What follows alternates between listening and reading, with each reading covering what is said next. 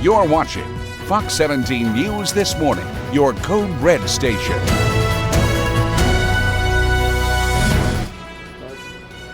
A warning from a shopper in Green Hills who says that her purse was stolen outside or inside of the Gucci store. Why security couldn't do anything about it, coming up.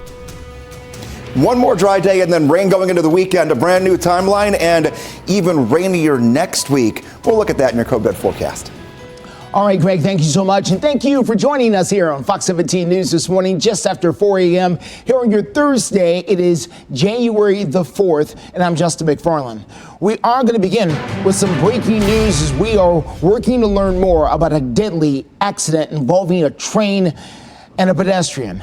Metro Police say that it happened just off of Curry Road in South Nashville just after midnight. They say that one person was killed. Details are very limited right now. We'll continue to bring you updates on this story both on air and online at fox17.com as soon as we learn more. Operation Crime and Justice, a Nashville visitor, is now sending a warning to everyone after she says that someone stole her purse while she was shopping at the Green Hills Mall. Fox 17 News' Peyton Muse joins us live there from Green Hills to explain exactly what happened and the response to it. Good morning, Justin. So Angela Brown is from Little Rock, Arkansas, and she said that she was here to celebrate the holidays and also her daughter's engagement. She was inside of the Gucci store when she stepped away for a quick moment with one of the store associates, and next thing she knew, her purse was gone within a blink of an eye, and police are still searching for the suspect, this man that you could see on your screen right there. Angela Brown says that she had stepped a few feet away from her bag with a staff member who was showing her some sweaters in the store. When she turned around, her purse was gone. I don't put it down anywhere because it was Gucci. I had my guard down. I thought security guard was there. I thought it was a good place to shop and, you know, upscale, and I was wrong.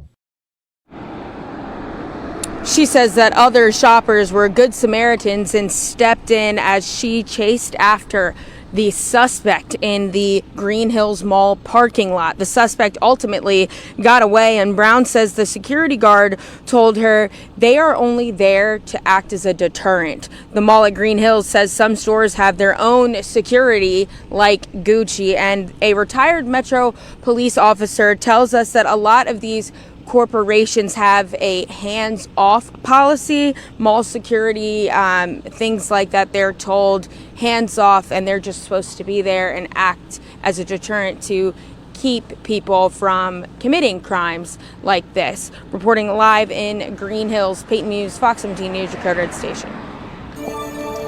All right, Peyton, thank you so much. Well, Metro Police say there were more than 1,200 guns reported stolen from vehicles in 2023. That is a 13.5% decrease from 2022.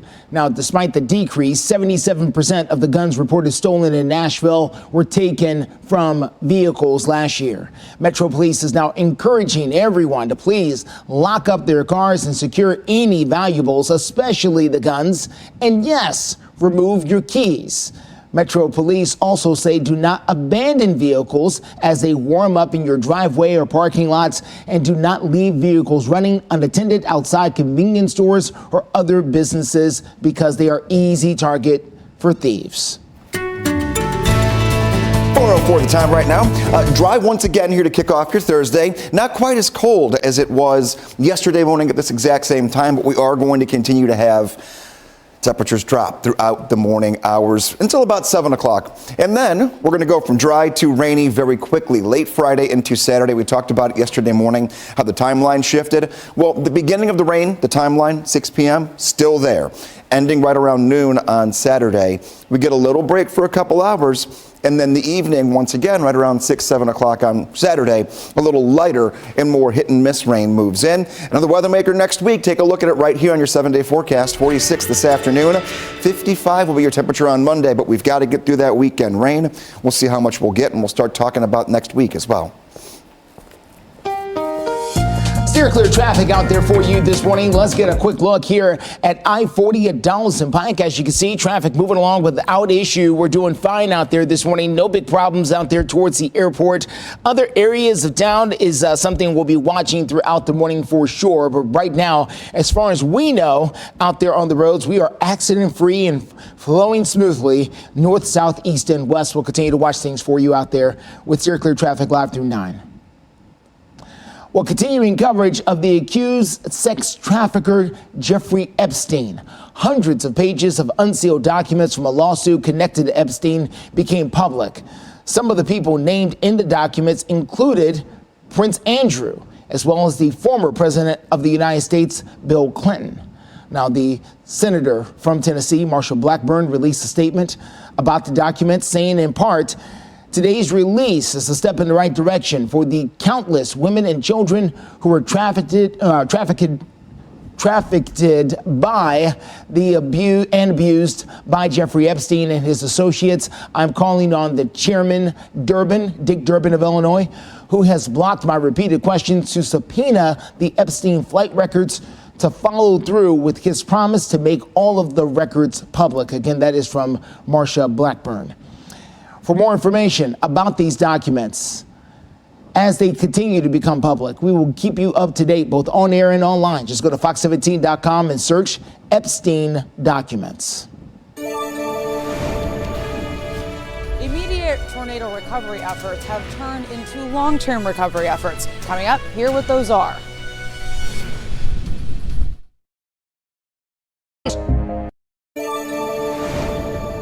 .409 is the time. It's been almost a month since the tornadoes touched down in Middle Tennessee, killing 6 people and hurting dozens of others and destroying countless businesses and buildings and homes. Fox 17 News' Karen Aguilar is following up on the recovery efforts. And good morning, Karen. You've been up there a few times now. How are things looking now? Good morning, Justin. You can see just how badly the tornado has destroyed homes among the businesses and other structures. You can see one of those homes right behind me. I know that it's a little dark at this moment, but it's been torn completely in half. You can't even see the roof, and the door has been blown away. You can see pieces of memorabilia from the homeowners on the ground, boxes, plastic bags, what's left of their memories. The only things still intact are part of the walls and the windows. Now, immediately following the tornado, the Salvation Army stepped in to help with things like food, hydration, and spiritual and emotional care. Now they are helping with the long-term recovery process for homeowners who have been ripped from a familiar place to lay their head at night, and other tornado victims with unmet needs. Captain Philip Canning, the area commander for the Salvation Army, tells us what that long-term recovery process looks like. Long-term recovery is the process of individuals receiving assistance, whether that be through insurance, FEMA, or what we call unmet needs. Canning says the best way to help tornado victims with this recovery process is with financial contributions. For more information on that, you can head to helpsalvation.org. Reporting live in Madison, Karen Aguilar, Fox 17 News, your Code Red station. Thank you, Karen. That was helpsalvation.org. Just in case you missed it there, helpsalvation.org is the name of the organization there, and the best way you can help the tornado victims recover. Let's hear from Greg Bobus now. Look at your forecast. A lot of good news. No severe weather in the forecast, but rain. And we need the rain, so we're going to talk about the weekend first, and then we'll talk about next week and the next check of the forecast in about 10 minutes. Here we go. Doppler radar for us, clear and clean when it comes to rain, and we'll actually see sunshine take over by the afternoon. Here's future track all today. Watch it go through. Nothing happens. I'm going to stop you here. This is noon for your Friday. Still dry. Then we get to about dinner time. Here's 6 p.m. Rain begins to move into our western counties, pulls through the metro overnight, and then 6 a.m. Still some showers on the map.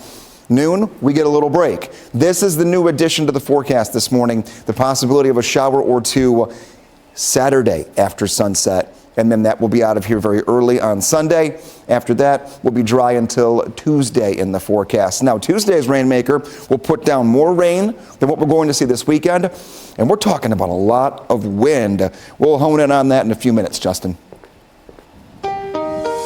All right, steer clear traffic for you this morning. Let's get out to I-40 towards Donaldson Pike. Look at the airport traffic out there. We're moving along just fine. No big problems out there.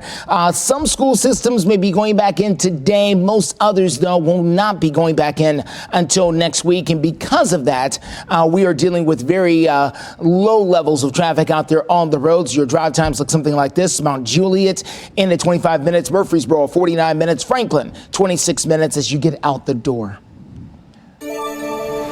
A man caught on camera attacking a judge at his own hearing. Look at that. The story and the shocking footage. You can see it again coming up in just a few moments. Wow. Save. 4:14 is the time in Operation Crime and Justice. A family is now getting ready for court after Metro Police say they are charged with attacking a member of their own family because they converted to a different faith. Metro Police say that back on December the 11th, they found a teenage boy with cuts and bruises to his body. John and Nick Kadam are both out on bond and facing domestic assault and bodily injury charges. Their mother is also facing charges for aggravated assault with a deadly weapon. A neighbor who wishes to remain anonymous says this was all because the young man was becoming a Christian. The neighbor says that they are relieved that the young man is now with the foster family. I hope he stays where he is because he seems to be in really good spirits and with a good family. So I'm excited for his future to actually live like an American gets to live. The neighbor says they feel uneasy that the family members are allowed back in the neighborhood for now. The three family members are set to appear in court coming up here on Monday morning at 8:30.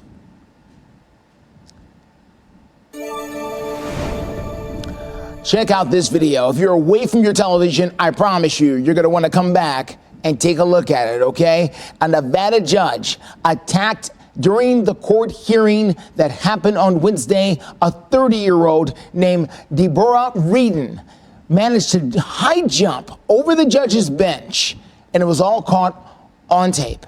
Take a look, everyone. Look at that right there. Reedon was being charged with aggravated battery and substantial bodily harm. Right before the attack, the judge, Mary Kay Holthus, was denying Reedon's request for probation. That prompted him to leap over the judge's bench and try and tackle her. You can see the court official stepping in to refrain Reedon. You can also see some punches being thrown. That's more than refrain. That's some beating going on there. Both the judge as well as her marshal were hurt in the attack. No word yet on exactly additional charges that Reedon could be facing because of this. Look at that one more time. Wow. Well, former President Trump has now asked the United States Supreme Court to review a Colorado ruling barring him from the primary ballot there in Colorado, and the Supreme Court is set to take up this issue coming up here next week.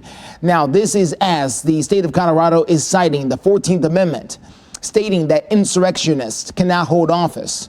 The High Court's decision could affect ballots across the country, as Maine and several other states are following suit. Many legal analysts are predicting that the justices will take up the case as Trump's lawyers requested in a filing. Later this morning, we're going to hear from a local lawyer about the chances of this when it gets to the Supreme Court. In the meantime, let's get to Greg Bovis. He's got a look at your forecast here as it's cold again here this morning. Greg, how cold is it and how warm is it going to get eventually? Well, right now it's kind of going to be a little deceiving because it's not terribly cold just yet. Okay. We're going to drop about 10 degrees in about 3 hours, though. So what you have right now is not what you're going to get. We're talking 30s here this morning. Afternoon, kind of like yesterday, a little sunnier later today. I mentioned that we would talk rainfall totals for this week. Or for this weekend, I should say. This is all of the rain we'll see Friday evening all the way through Sunday when this event is over. Half of an inch to an inch of rainfall, a very good likelihood for many of us. Taking a look, how do you stay on top of the weather game? Twitter, well, X, whatever we're calling it. Greg Bovis, WX is where you go. That's the best place to go. Or you can get the Fox 17 Code Red weather app. Many of you, I'm sure, have weekend plans, and you're going to want to track that as we get going here throughout the day, so keep that in mind. And as far as the 7-day forecast is concerned, once we're done with that rain Sunday morning, we'll stay dry for the rest of Sunday, and then we'll also stay dry on Monday. This is the best day, so it's actually good that it happens then. We get the rain for the weekend, one dry day, and then a lot of rainfall on Tuesday. Why is it good that Monday's dry? Well, as Justin mentioned a little while ago, a lot of schools going back to class, so no problems starting the new year for all the kids heading back. Will not be a soggy day at the bus stop. All right, thank you, Greg. Let's take a look at your steer clear traffic this morning. Let's go to I-40 at 2nd and 4th Avenue there on the south side. As you can see, traffic moving along. We're doing okay down there. No big problems so far for you this morning. Overall drive times, Lebanon into downtown at 38 minutes. Murfreesboro, 49 minutes for you. 26 minutes coming down from Sumner County in Hendersonville. Well, Apple is reportedly settling a gift card scam lawsuit against the company. Reports say in a court filing on Wednesday that Apple will settle a lawsuit. In the lawsuit, it was accusing the company of knowing that there were people using gift cards as a scam. According to the lawsuits, the scam would scare people into buying Apple App Store and iTunes gift cards in order to pay for taxes as well as bills and debt collection. The company alleges that Apple, the complaint rather, is alleging that Apple is keeping 70% of the money that was stolen from this while allowing scammers to take the rest of this. Victims of the scam reportedly lost, quote, hundreds of millions of dollars. Well, Ford is now recalling more than 100,000 F-150 trucks. So listen up. It's one of the most popular trucks out there on the road. The National Highway Traffic Safety Administration says that the rear axle hub bolt could break. Ford is now recalling more than 112,000 of these F-150 trucks made between 2021 and 2023. So if you've got one in the driveway, listen, the National Highway Traffic Safety Administration says the decision follows concerns over the vehicle's rear axle hub and that bolt breaking. This increases, of course, the risk of a crash. The agency says the solution is in the works, but for right now, F-150 owners can visit their local Ford dealership where they've got a temporary fix ready for you. Well, the FDA is now looking into reports of hair loss as well as suicidal thoughts and other problems linked to the popular diabetes and weight loss drugs like Ozempic. Now, people who take things like Ozempic, Mounjaro, and Wegovy may be at risk for some of these side effects. This means that the FDA has concluded that the drug has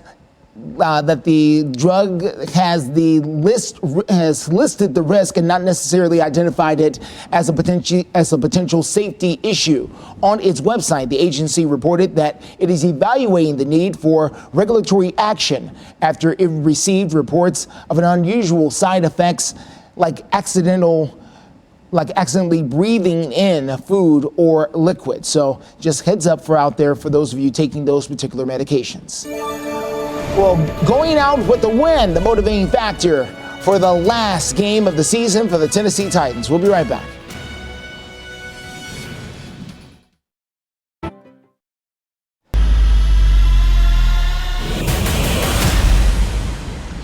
.424 is the time. The Tennessee Titans are currently 0-5 in division play, and their last chance to get an AFC South win this season is Sunday against the Jacksonville Jaguars. Fox 17 Sports Director Joe Jelinek has the very latest on their rookie quarterback, as well as the team's motivation for their season finale. The Tennessee Titans close out the season Sunday against the Jaguars, and it's still unclear who will get the start under center. Rookie quarterback Will Levis suffered a right ankle injury in Sunday's game against the Texans, and he did not practice on Wednesday. The good news is he says it's just annoying above everything else. It's not too serious, and he's doing everything he can to prepare for Sunday's game. Head coach Mike Vrabel did say that veteran backup Ryan Tannehill will get the start on Sunday if Levis is unable to go. Talking to several of the players in the locker room ahead of practice, they all said the same thing. They're frustrated. It's upsetting that they still have not won a single game in their division. And above everything else, no matter what their motivating factors are, they all have the same goal: go out with a win on Sunday. It means a lot. We wanted to obviously get these last couple, but I mean, all we can do right now is focus on this one and playing spoil and feeling better about ourselves, gives us the motivation that we need to win this game. So that's our goal, is to go out and end the season with a win. Obviously hasn't been the season that we wanted or expected, but we have a chance to go out on the right foot. We want to go out, play well, and come away with a win. We want to finish strong. We can finish this thing the right way. We can finish it with a lot of class, and we can also get a huge win. Regardless of who is in at quarterback on Sunday, the Titans will have to step up their pass protection. The team has allowed 12 sacks in the last 2 games, and the offensive line describes the Jaguars' defensive front as one of the most physical in the entire league. They're a great defensive front. They have some really good pass rushers and stuff, and great defensive line, front 7. They got backers that flow really fast, that can move really well. So main thing is just kind of being able to get past that front of the defensive line and then getting on those backers. Don't let them run free. Head coach Mike Vrabel was asked about his overall thoughts on this season, and he said he's going to save any reflection for after Sunday's game. He was also asked if he wants to continue to be the Titans head coach. He says, "Of course I want to be here." Reporting from the Titans practice facility, Jill Jelnick, Fox 17 Sports, your Code Red station. All right, let's talk about it then. Kickoff and what the temperatures are going to be like here for that game at Nissan Stadium. Jags, Titans, like Joe was saying, they want to just at least get one before the season wraps up. Noon, 45 degrees, 47 degrees at 2 p.m., 46 degrees at 4 o'clock. There will be rain very early on Sunday morning. So if you're waking up early and you're seeing the rain, it goes away by the time we get into the afternoon. Not much warmer, though, either day compared to how we've been the last several days. We're riding this train of middle to upper 40s here for the next several hours worth of rain, though, for your Saturday, especially the first half of Saturday and then after sunset. Looking to next week, another weather maker moves in on Tuesday. Wind gusts will be up near 30 miles per hour, and we'll put down 1 to 2 inches of rain when that moves in. So we'll continue to monitor that as we get into and out of the weekend. Steer clear traffic at 428. Quick look here at 65 Trinity Lane on the north side. As you can see, traffic moving along there without any issue. We're doing fine out there so far this morning. And we anticipate lighter than usual traffic out there for today and tomorrow. Monday, though, we get back to the grind. We'll continue to watch things for you live and local through 9. It's been almost a month since a tornado hit Middle Tennessee. Coming up, here what the Salvation Army is doing to continue to help. You're watching Fox 17 News This Morning, your Code Red station. A warning from a shopper from out of state who says that her Gucci bag was her purse was stolen out of the Gucci store. Why security guards couldn't do anything. Next. Waking up, not quite as cold as yesterday morning, at least not just yet. I am tracking a warm up, a little one toward the weekend, but the bigger story is 2 good chances for rain for the first time in a long time that we'll track for you. Steer clear traffic out there for you this morning. I-65 at Trinity Lane on the north side as you make that drive in. Looking good right now. The question is, how will it look in about an hour when you leave for work? We've got the details for you coming up in a few. Thank you for joining us here on Fox 17 News This Morning, just after 4:30 on your Thursday morning, January the 4th. I'm Justin McFarland. We're going to begin this morning with a story out of the Operation Crime and Justice. A visitor from Arkansas sending out a warning now to shoppers over at Green Hills Mall. She says that her purse was stolen while she was shopping inside of the Gucci store over the holiday weekend. Fox 17 News' Peyton Muse is live to tell us exactly why.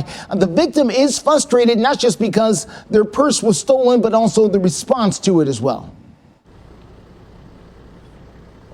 That's right, Justin. And before we get into the response, Angela Brown is her name, and she's from Little Rock, Arkansas. And she was here for the holiday weekend, celebrating the holidays, the New Year, and also her daughter's engagement. Angela Brown says that she stepped a few feet away from her bag while she was shopping in the Gucci store when a staff member was showing her sweaters. When she turned around, her purse was gone. Brown says she put her guard down because she was shopping in the high-end designer store. Next thing she knew, the bag gone. He got away with $11,000, a purse, a Louis Vuitton wallet, and I had cash in it. I immediately saw my purse was gone, and I yelled, "My purse is gone." And I started looking around, and I saw the guy hurrying out of the Gucci store, and I knew that had to be him. So I took off after him, and then he started running. And the security guard didn't say anything to him. I was yelling, "Security."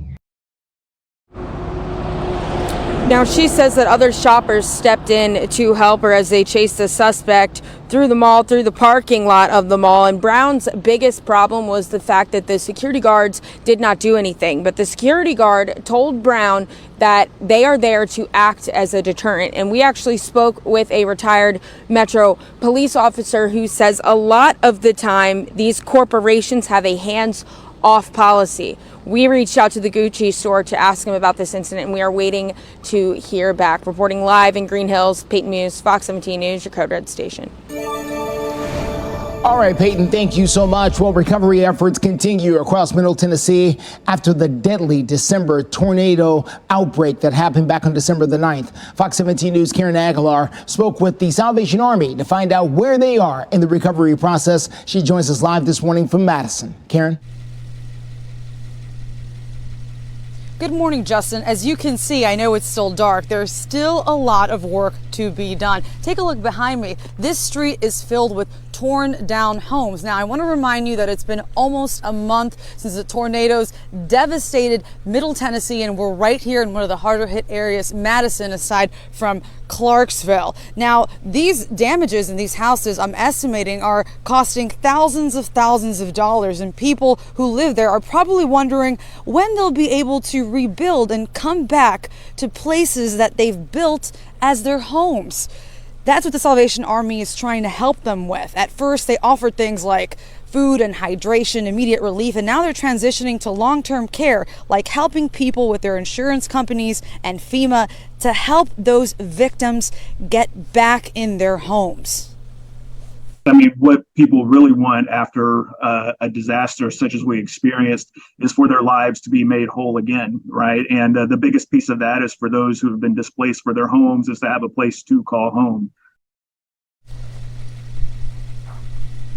He wants to remind people that if you are in this area here in Madison, that the Salvation Army in Nashville can only help those in the Davidson and Sumner County. However, he advises people who are in the Clarksville area, which is, as I mentioned, is one of the harder hit areas.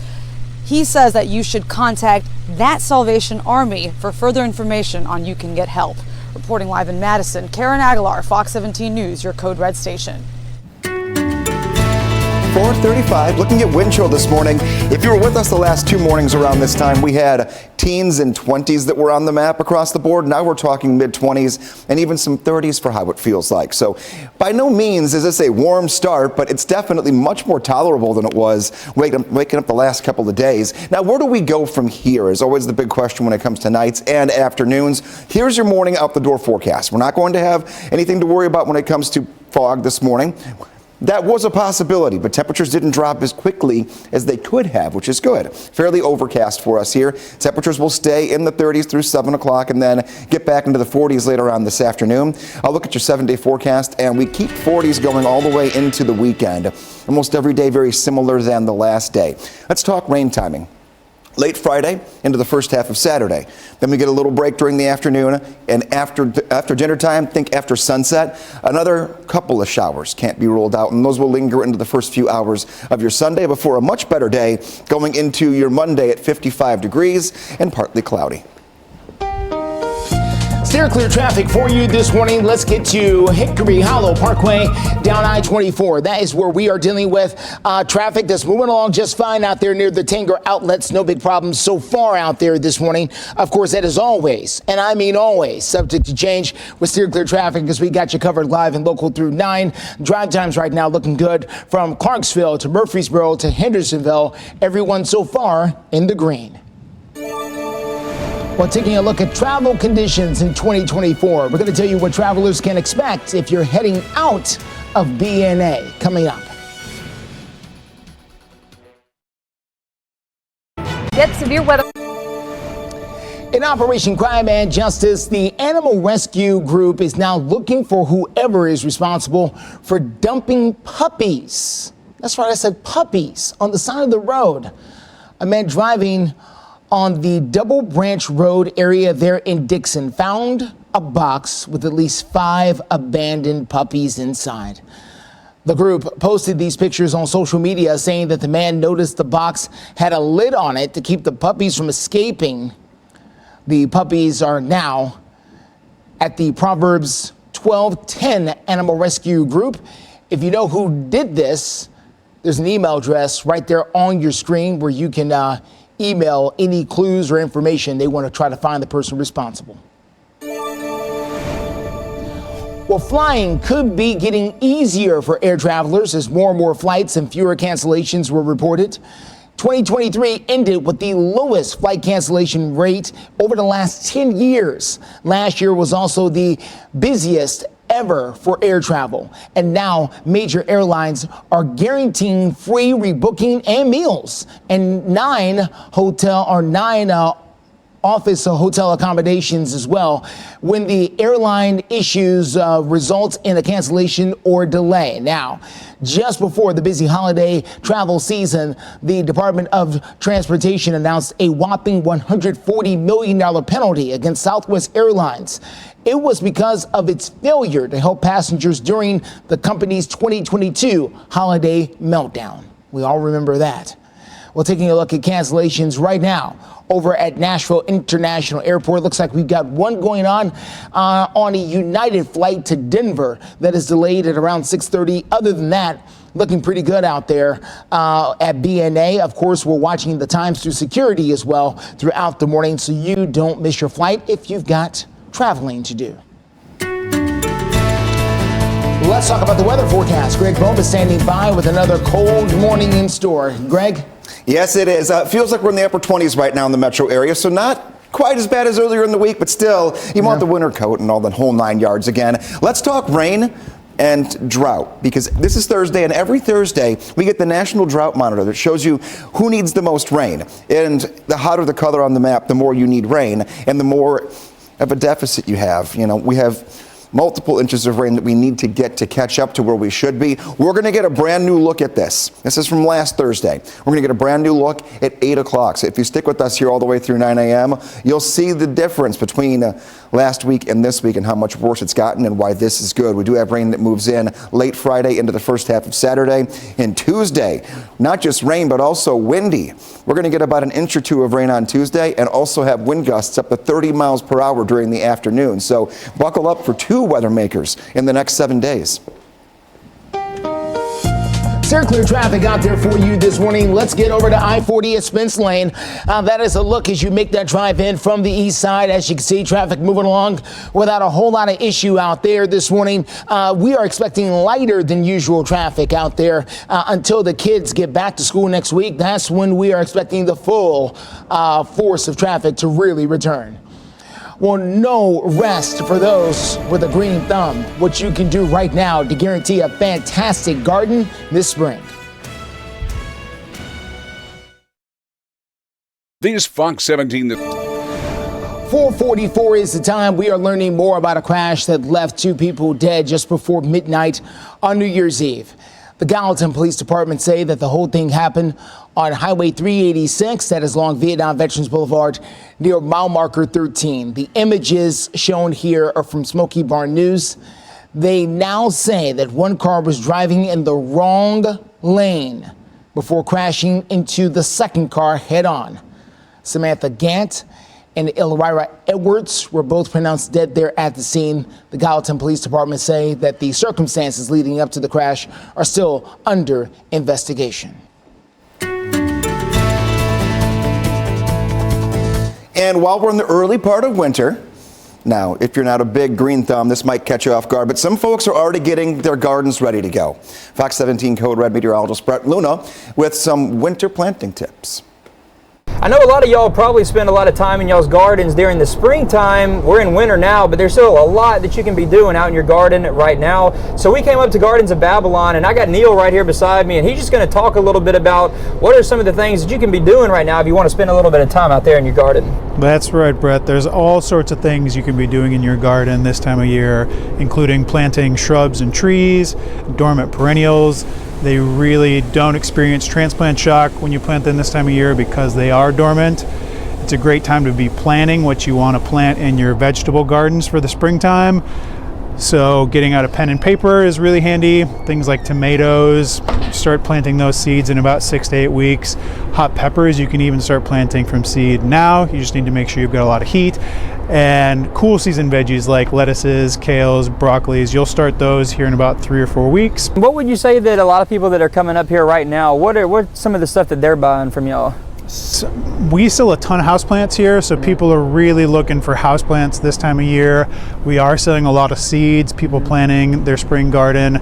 But this time of year, people really want to bring a pop of color or vibrancy into their life. They want to bring some of that tropical flair into their house. So that's, I'd say, what a big portion of our customers are doing. I've heard some people talking about how they got some seeds from T-Dot back this summer for milkweed seeds, and they're going to plant those with the monarch population and everything. So when should you plant those if you were somebody that got some of those seeds? So not an expert on those, but most seeds, perennial seeds, need a period of cold to germinate properly. So if they weren't already stratified when they got them last summer, they could either plant them in the ground right now, or they could put them in their refrigerator in a breathable bag, like a brown paper bag, and leave them in the refrigerator for 6 to 8 weeks. They'll stratify, and then you could plant them either in the ground or in moist potting soil come the warmer months. Well, there you have it. If you want to spend a little bit of time in y'all's gardens, you can get your seeds going for your vegetables, all that sort of stuff. Just still so much that you can be doing it right now, even though we're still in the winter time. Reporting in Nashville, Brett Luna, Fox 17 News, your Code Red station.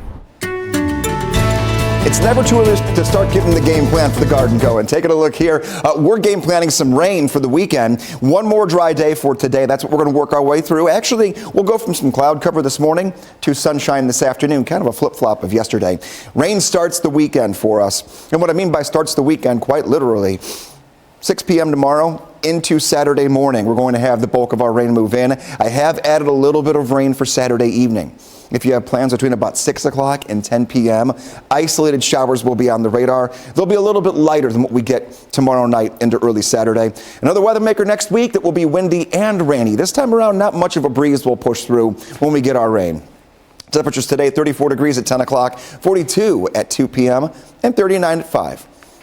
Got a whole lot going on. Kind of like what we had yesterday when it comes to the afternoon temperatures. Rainy, though, that is the big story into the upcoming weekend. Let's talk code red threat level. Do we have one? No. I mentioned all throughout the week that we're not going to have to worry about any code red weather. So even though we get rain, no severe weather potential, no flooding, about a half of an inch to an inch of rain will be in the forecast for you. Nighttime temps, we're going to have one more cold one. Overnight tonight into tomorrow morning will only be 25 degrees for your temperature as you wake up. Wind chills will likely be in the upper teens and low 20s. 49 for your Friday. That rain moves in late, moves out on Saturday. We're going to talk Titans here coming up next half hour because, yeah, big game, home game, last game of the season, and it does say showers early on Sunday. So we'll make sure you know the timing of when those will get in and out of here. Steer clear traffic for you this morning at I-40 at Donaldson Pike. We've been talking about the airport. There's the traffic outside the airport right now. Looking very nice out there for you so far this morning. We know things can change very quickly, but right now we're looking good as you make that drive in from the east side. Overall drive times also looking good. Kingston Springs, Murfreesboro, Franklin, everybody in the green so far this morning. We'll continue to keep you up to date with anything going on out there on the roads. Well, after several delays, the brand new student loan application is now out, at least on a limited basis. Families will be happy to know that the form has significantly fewer questions, but also brand new qualifications that could impact some students' eligibility for aid. Fox News correspondent Rebecca Castro has the very latest from Washington. It's one of the most dreaded parts of the college experience, filling out the federal student loan application, or FAFSA. In terms of getting into college and paying for college, this is just one more area of hassle and uncertainty and anxiety. But for the first time since the 1980s, the Department of Education has rolled out an updated FAFSA form, intended to make it simpler to estimate how much a family can afford for tuition. The personal circumstances section, where you plead poverty, now has only 18 questions, which was reduced from 100. It might be simpler, but only if you can access it. As part of its soft launch, the website is only available for periods at a time. One New York Times columnist compared it to using Ticketmaster for Beyoncé tickets. Keep checking at studentaid.gov, maybe try at odd hours. The new platform also comes with new rules. More low and moderate income students will qualify for federal grants, while wealthier families may get less. FAFSA also got rid of what's known as the sibling discount, so families won't automatically get more aid if they have more than one child in college. They're going to take it away from people that really need it. On the other side, millions of borrowers are still guessing if they'll have to pay off their student loans or if they'll be forgiven. Last year, the Supreme Court struck down President Biden's plan to forgive $10,000 in debt for at least 40 million Americans. Those having trouble accessing the FAFSA website are encouraged to wait until it's up and running full-time later this month. In Washington, Rebecca Castor, Fox News. 4:52, live look towards Bridgestone Arena. The Nashville Predators back on the ice after a big win the other night against the Blackhawks. Tonight, they'll take on the Calgary Flames. Let's see if they can put out the Flames in the ice starting at 7 o'clock. We'll be right back. 17 News. 4:54 is the time. Live look there over downtown Nashville, across the capital city of the state of Tennessee. Off to another cool start of the morning. 36 degrees right now in Nashville, but we could be looking for highs later today in the 40s or so. Greg Bobus does it a lot better than me. He'll be along with a few minutes with a look at your complete forecast. In the meantime, I'm here to tell you about a very large beaver that made its way to a Tennessee hospital recently.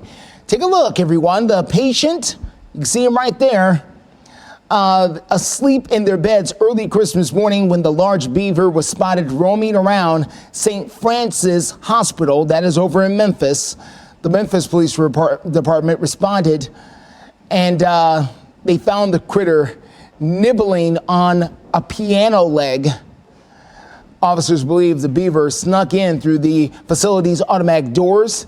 The beaver was caught and police relocated the beaver to a safe area. I'm glad they got it before it completely got through the piano leg, because that could have been bad for the piano and the beaver. I'm not sure if the beaver is aware of gravity and the laws thereof. I mean, there are a lot of people that I know that don't know the laws there of gravity, so I'm sure the beaver clueless. Taking a look here, weekend outlook, not much warmer. We're going to stay in the 40s. Initially, early in the week, it looked like we might get to 50 tomorrow.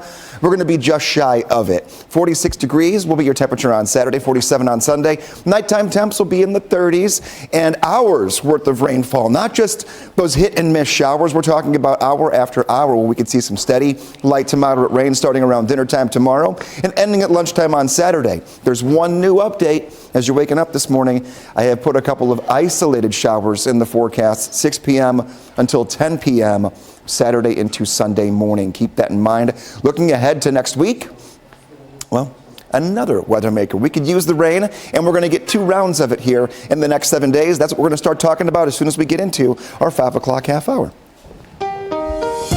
Steer clear traffic this morning. Let's take a look what we're dealing with outside. This is going to be I-24 at Bradley Parkway. As you make that drive into town this morning, you can see traffic moving along without issue. We're doing fine out there so far, coming in from Antioch and other locations this morning.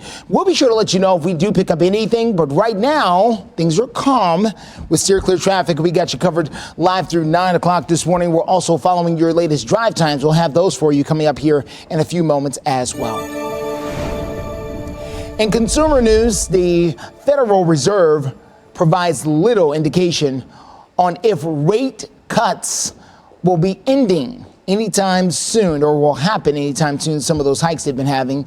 Minutes from the Federal Reserve's most recent December meeting do not indicate when the Fed will stop cutting the rate hikes. Despite the rate increases in 2023 that hit a 40-year high, the Fed's opinions that range from raising them again to inflation fails to a 2% target if they stay high or cool. Listen, this is what we're talking about here. The Fed will decide whether or not they think upping the interest rates will help the economy stabilize, or turning them down will help the economy stabilize. That's up to them, and they will make that decision coming up here over the next few months. It is always a gamble either way because they really don't know how the market is going to react. It's just a gamble on their part. So there. Mountain Dew is making one of the most popular drinks available to everyone. The company says Baja Blast is coming to stores nationwide for the whole year to celebrate the 20th anniversary of the iconic flavor. I can hear small celebrations happening here in the studio. I didn't know this was a thing. The drink was sold exclusively at Taco Bell. Oh, I do remember this now. And seasonally at that, at certain stores. Every purchase of the drink will also come with a special code for fans to scan for their chance to win Baja Blast gear, as well as electronics and accessories. So if you want to get your Baja Blast in, you're going to have the chance to do it here all year long. Wow, I may have to try some Baja Blast now, knowing all that. Okay, mayhem at Target over the new Valentine's Day Stanley collection called the Galentine's Day collection. Several TikTok videos show people rushing to grab one. Target and Stanley collaborated to release the limited edition tumblers, which come in just 2 colors, okay? Target Red, I didn't know Target had trademarked the color red, but apparently they have. Target Red and Cosmo Pink. That's according to Delish. They're already up on the resale websites like eBay. You can buy one on eBay for around $240. This tumbler doesn't come with a drink in it, right? It's just a tumbler? That's right. It doesn't come with free refills or anything for life. It's just an empty tumbler. Does it do anything to the drink? Okay. Just want to, I've been told it makes the drink colder. We don't have ice or something for that? We had to pay $240? All right. Our 5 o'clock hour starts right now. You're watching Fox 17 News This Morning, your Code Red station. A warning from a shopper from out of state. She says her purse was stolen out of the Gucci store. Why security guards could not step in. Coming up next. One more dry day here on your Thursday, and then we're talking weekend rain. Not much has changed, but there are a few little tweaks to timing coming up in your Code Red forecast. All right, thanks so much for waking up with us here on a Thursday morning. For Fox 17 News, I'm Erica Glover. And I'm Jennifer Waddell. Let's get this Thursday started right now as we are working to learn more about a deadly accident involving a train and a pedestrian. Here's what we've been able to learn so far this morning. Metro Nashville police tell us it happened just off of Curry Road in South Nashville, right around midnight. Yeah, so they say one person was killed. The details as of right now regarding this breaking news are very limited, but of course we'll keep you updated on this breaking news story here on Fox 17 News as soon as we get some more updates. Meanwhile, Metro Police saying there were more than 1,200 guns reported stolen from vehicles in 2023. That's a 13.5% decrease from 2022. Despite the number dropping, though, 77% of guns reported stolen in Nashville in 2023 were taken from vehicles. So we have some advice that we typically give here a lot, but it's a good reminder in the new year. Metro Police strongly encouraging drivers to lock their cars, secure any valuables, especially guns, and then remove the keys. Police also say it's never a good idea to leave your car and then go back inside as you warm up your car in the driveway, defrost the windshield. Don't do that. The same goes for leaving your vehicle unattended outside of convenience stores when you're running inside to grab a quick snack. Never a good idea. If you want some more recommendations, go to fox17.com.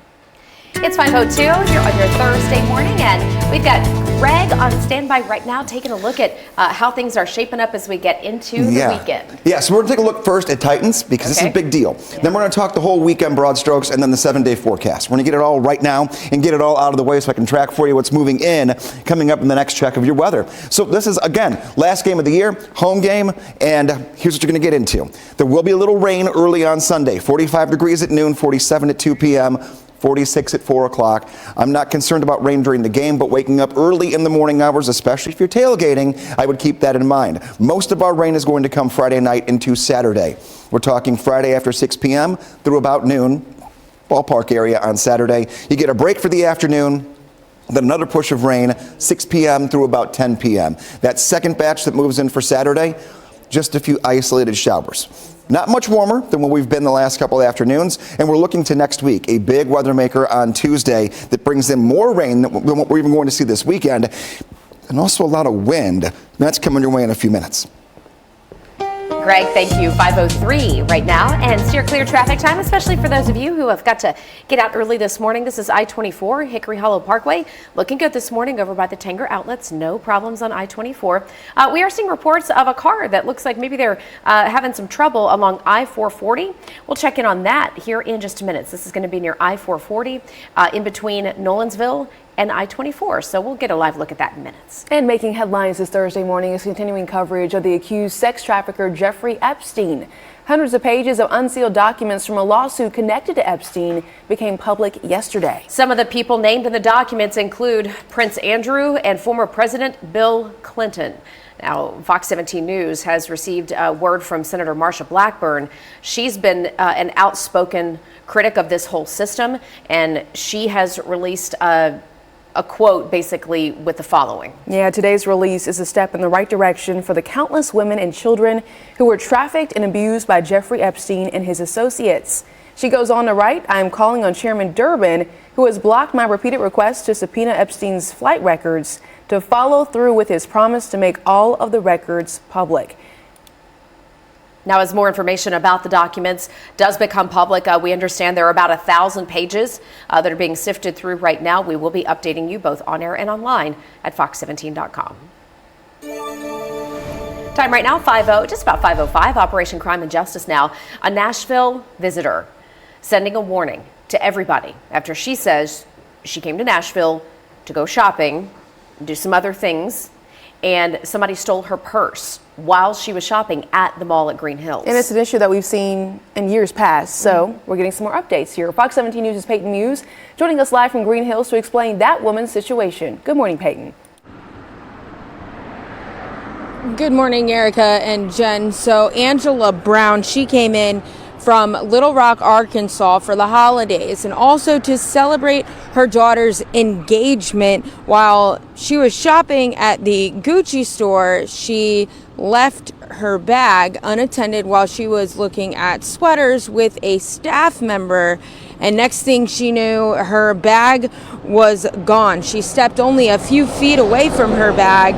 When she turned around again, her bag gone with $11,000 worth of the bag was $11,000 along with money that was in there and a Louis Vuitton wallet. That's what she tells us. And she says that she chased after the suspect and shoppers stepped in to help her as they were running through the mall parking lot.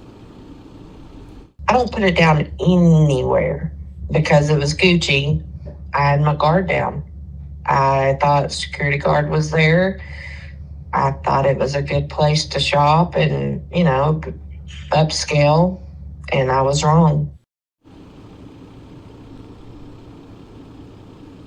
The suspect ultimately got away, and Brown says the security guard told her they are only there to act as a deterrent. And the mall at Green Hills says some stores like Gucci have their own security personnel, and a retired Metro police officer says a lot of the times these companies, they have a hands-off policy, so they can't necessarily step in. And we also reached out to the Gucci store for a comment, and we're waiting to hear back. Reporting live at Green Hills, Peyton Muse, Fox 17 News, your Code Red station. Peyton, thank you very much. 5:07 is the time right now, and wanted to get you updated on something that Metro Police have decided to do when it comes to the new license plate reader technology here in Davidson County. They're having a series of community meetings. These are advisory group meetings to try to help make a decision on where those license plate readers should go. Yeah, and you might remember that Metro Council voted to approve the license plate reader program in August after a 6-month pilot program. The meetings are divided by precinct. The West Precinct meeting is being held tonight at 6 o'clock, and you can of course find the meeting schedule on our website, that is fox17.com.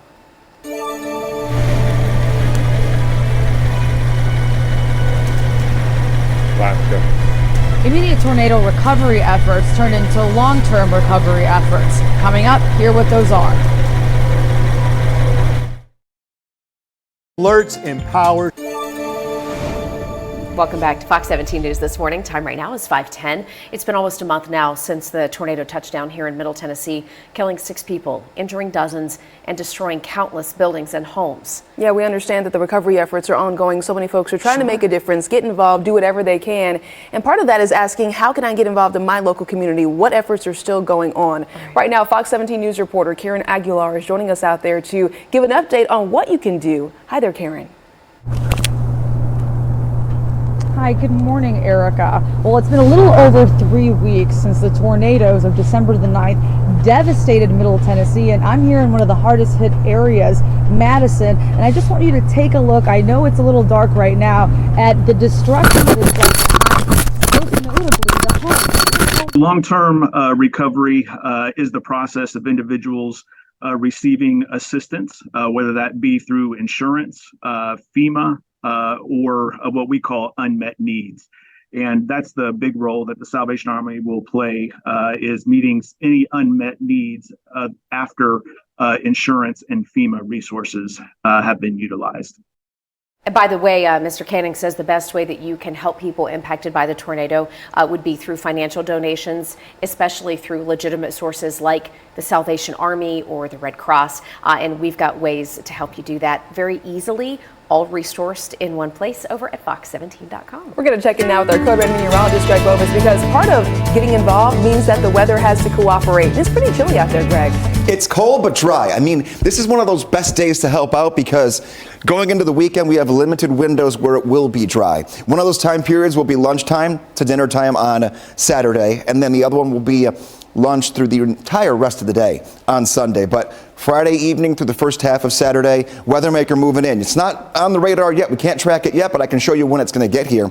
Take a look. Future track, there it is. Here it comes. This is noon tomorrow, noon going into 6 p.m. Rain begins to move in, tracks through the metro, goes toward the north and the east, and this is the morning hours of Saturday, 6 a.m. Still fairly rainy, noon, and then everything is out of here until this is the one update this morning that we didn't have on the map yesterday. To Saturday evening, we'll have a chance for a few isolated rain showers as well. Hey, good morning. 5:12 is the time. Right now we're checking in on a steer clear traffic update, letting you know about a vehicle that is pulled over on the shoulder here. You can see it, I-440 Nolensville Road. This is over on the left-hand shoulder here. Flashing lights. TDOT not on the scene to help them out, but it is something to be aware of if you're heading out in this area. A man caught on camera attacking a judge at his own hearing. The story behind the wild video in moments. Come see why we... Welcome back. Right now in Operation Crime and Justice, there is a family getting ready for court. Metro Police say that they were attacking a member of their own family for converting to a different faith. It's a story we've been following here on Fox 17 News. But now we know that Metro Police say on December 11th, they found a teenage boy with bruises and cuts. John and Nick Kadam are now out on bond after facing domestic assault and also bodily injury charges.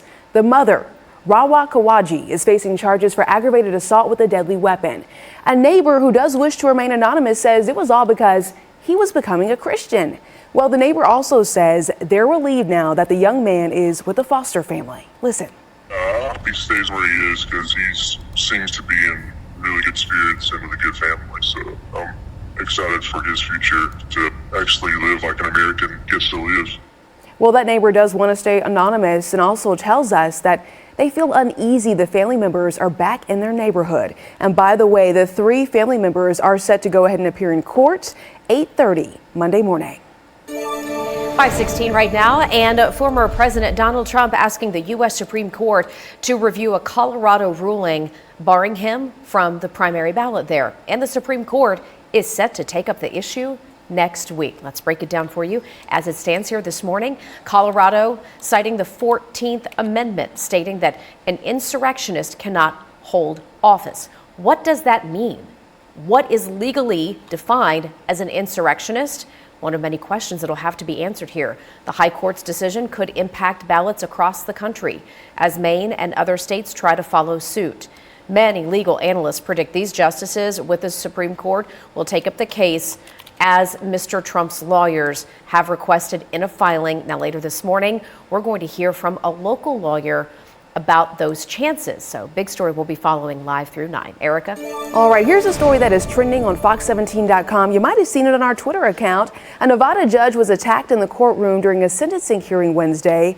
30-year-old Deopa Redden managed to high jump, and I do mean high jump, over the judge's bench. This shocking attack was all caught on camera, and you really just have to see this video. Look at your screen. Whoa. Did you see that? Okay, so Redden was being charged for aggravated battery with substantial bodily harm. Right before this attack, where he high jumped, the judge was denying Redden's request for probation. And look at him, that attack just continuing on and on. They had to grab him, prompting him to leap over the judge's bench and tackle her. Multiple officers, is what you're seeing, and court officials had to step in, trying to just hold that man back. By the way, both the judge and the court marshal, as you can imagine, Jen, they were hurt in this attack. You know, when I first saw that video, my jaw dropped. It's unbelievable. Greg and I were talking about it during the commercial break. It's a talker, isn't it, man? There are almost too many words you could put together to describe that video. Yeah. Hey, so weather-wise, I wanted to let you know that we took the opportunity yesterday, even though it was kind of cold, to take down all the Christmas lights outside. It was a good day for it. We got it done. And you knew the weekend was coming up, and you're not getting out there when it's pouring rain for hours upon hours. Smart move there. Today's another good day. Okay. So folks are listening up and they go, ooh, mine are still up too. Today will work for you. Great. Taking a look here. Ooh, flurries. Mentioned it earlier this week, can't rule it out. Now, I'm going to show you the really zoomed in future track. The chance for flurries in the Cumberland Plateau have gone down significantly, but they're still there. So here's our cloud cover that decreases today, and then we get our sunshine. This is 3 p.m. today. Good day, nothing to worry about there. And then I will retime out for you again the rain that we get later on, but I'll tell you that when it comes down to it, the Cumberland Plateau, not going to see much when it comes to snowfall potential. I would say barely a chance for any snow at this point now, just given the fluctuated timeline that we have as this system moves in. 7 a.m. coffee cast. Get a nice cup of it, just like yesterday. A little bit of a cold start. 32 at 8 a.m., 33 at 9 o'clock. Our sunrise today getting closer and clear to 7 a.m. We'll take it. Sunset, 4:45 later on this evening. Steer clear traffic. We on and Adam? Yes, we are. All right, here we go. I-40 at Nolensville Pike. As you make that drive out there this morning, you can see we do have a bit of a crash over there on the shoulder. I believe they're calling it a disabled vehicle, actually, here on I-440 at Nolensville Road. Crews are there dealing with it. You can get by, not causing major delays, just something to be aware of as you get out and about there in that particular area on the south side of town. Other than that, we're doing really nicely out there with your drive times from Mount Juliet to Murfreesboro to Kingston Springs. Everybody in the green so far as you get out there on the roads. Justin, thank you. 5:20 right now. Business headlines this morning. Apple reportedly settling a gift card scam lawsuit. A court filing accuses the company of knowing that people were using its Apple gift cards in scams. doing nothing about it. According to the lawsuit, those scams would basically scare people into buying Apple, App Store, and iTunes gift cards in order to pay for taxes, bills, or debt collection. I mean, these are classic scammer tactics. The complaint accuses Apple of knowing about it and then keeping 70% of that stolen money while, again, allowing the scammers to take the rest. Victims of the scam reportedly lost hundreds of millions of dollars. Still to come here on Fox 17 News this morning, as we are always your live local news source through 9 a.m. WeGo is making changes when it comes to ads on their buses. A little bit of a head scratcher, but we're going to tell you why things are changing going forward. And a live look over at Nissan Stadium this morning.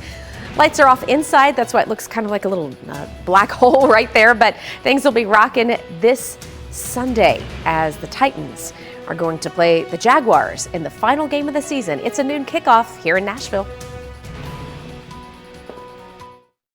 Year, a new look.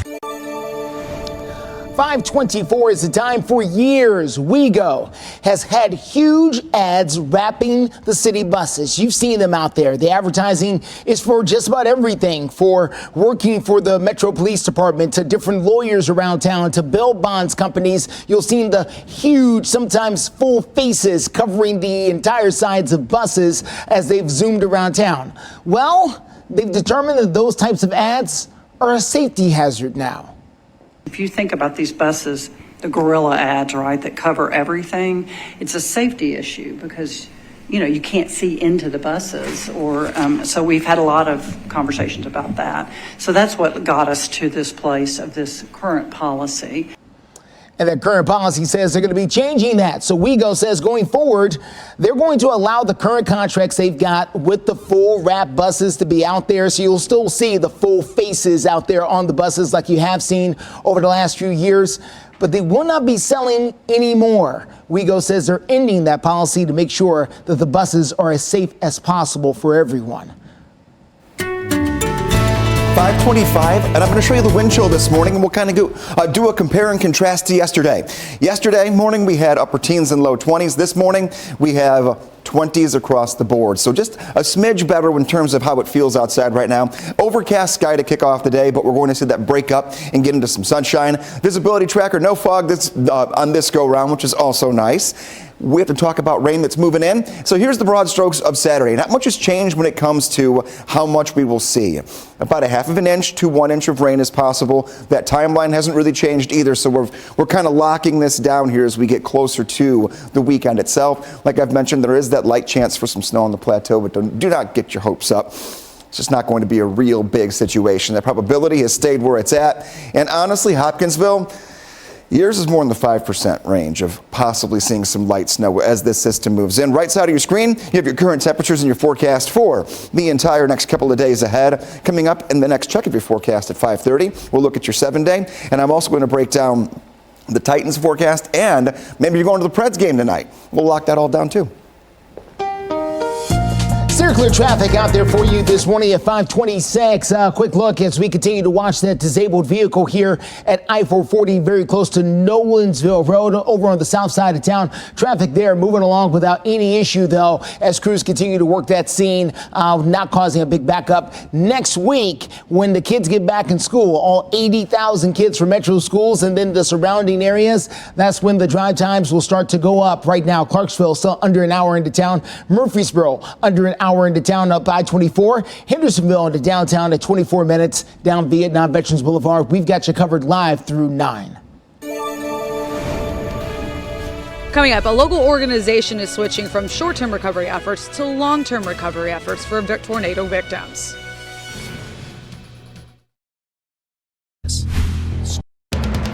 You're watching Fox 17 News This Morning, your Code Red station. A warning from a shopper from out of state who says her purse was stolen in the Gucci store. Why security guards could not do anything. Next. And 2 live looks here, bottom right-hand side of your screen, the Nashville skyline. top left-hand side of your screen, Nissan Stadium. That's where the two-tone blue are geared up to take the field one more time here for the season.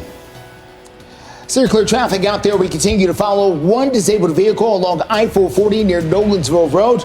We'll have the latest on that. Anything else going on?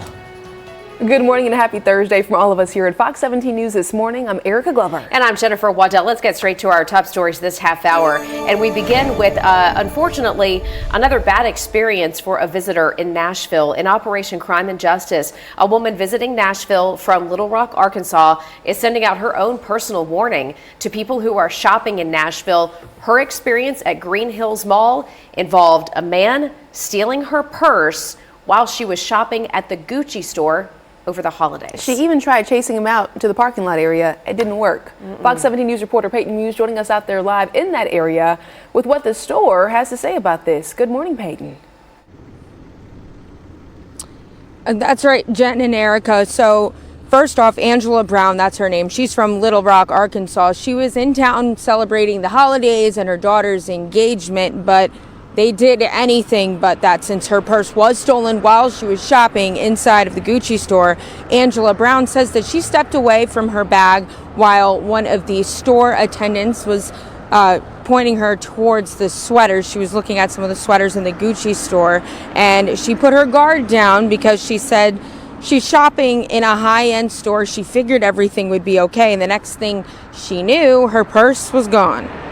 He got away with $11,000, a purse, a Louis Vuitton wallet, and I had cash in it. I immediately saw my purse was gone, and I yelled, "My purse is gone." And I started looking around, and I saw the guy hurrying out of the Gucci store, and I knew that had to be him. So I took off after him, and then he started running, and the security guard didn't say anything to him. I was yelling, "Security." Now, she says other shoppers stepped in to help her, and as you mentioned, Erica, they actually chased him throughout the parking lot of the mall. And Brown's biggest problem, though, is that the security guard did not do anything. She said he stood there like a mannequin, and the security guard told her that they are only there to act as a deterrent. And a retired Metro police officer tells us that a lot of the times these companies, they hire these their own private security companies, and they have a hands-off policy. We reached out to the Gucci store about this incident, and we are still waiting for a response. Reporting live in Green Hills, Peyton Muse, Fox 17 News, your credit station. 5:32, right side of your screen. We're waking up in the 30s this morning. We feel like we're in the mid to upper 20s. You saw Peyton with the winter coat. That's the way to go once again today. By 10 a.m., still in the 30s at 33, 2 o'clock, 42 degrees, 39 degrees at 5 p.m. What you see right here is that we go from cloud cover to some sunshine later on this afternoon. So that's the big thing today. The big thing for the weekend is going to be the rain that we've been talking about all week that does arrive by the end of tomorrow. It's not going to be code red weather, meaning we're not going to have severe weather. It won't get too terribly cold, but it will definitely impact plans and driving around town the first half of Saturday, or if you have nighttime plans on Friday. So active days ahead. We have two different weather makers. One of them is going to be tomorrow into Saturday. The second one is going to be Tuesday. That's more of an impact. We'll have wind gusts up near 30 miles per hour. So wind is a big factor in that, with the rain that we'll have on Tuesday itself. Best day of the forecast is when a lot of kids go back to school. So no problems at the bus stop on Monday of next week.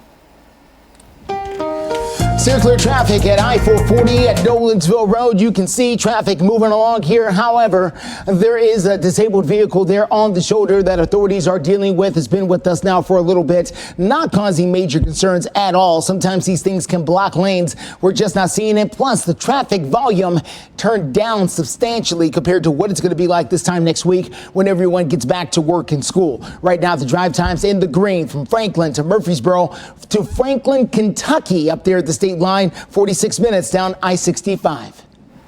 Justin, thank you. Right now in Operation Crime and Justice, want to let you know about an animal rescue group that is looking for whoever is responsible for dumping puppies on the side of the road. When I first saw these pictures come into the newsroom, it just broke my heart, because not only is it a box of puppies left abandoned in the cold, but the mama too, who is emaciated. You could tell nobody had been taking care of her. This is off Double Branch Road in Dickson. The box Erica mentioned had about 5 puppies inside. The rescue group, and here are the sweet faces, the rescue group posted these pictures on social media, and you can see the mama right here saying a man just noticed that the box had a lid on it. And so he stopped to look, and turned out there were puppies inside. Man, this makes my heart hurt so much. Yeah. The puppies are now at Proverbs 12:10. It's the animal rescue group. If you have any information as to who is responsible for this, we're sharing their email at the bottom of our screen. That way you can let them know. Also, if you want to get involved, maybe they're going to have those puppies up for adoption sometime soon. Sure. Yeah, go to fox17.com. Proverbs 12:10 doing great work out there. You know, think about it. Thankful for that man who did something about it. Right. You know, instead of just in the right driving place by. at the right time. Yeah, for sure. Hey, recovery efforts continue here in Middle Tennessee after the deadly December 9th tornado outbreak.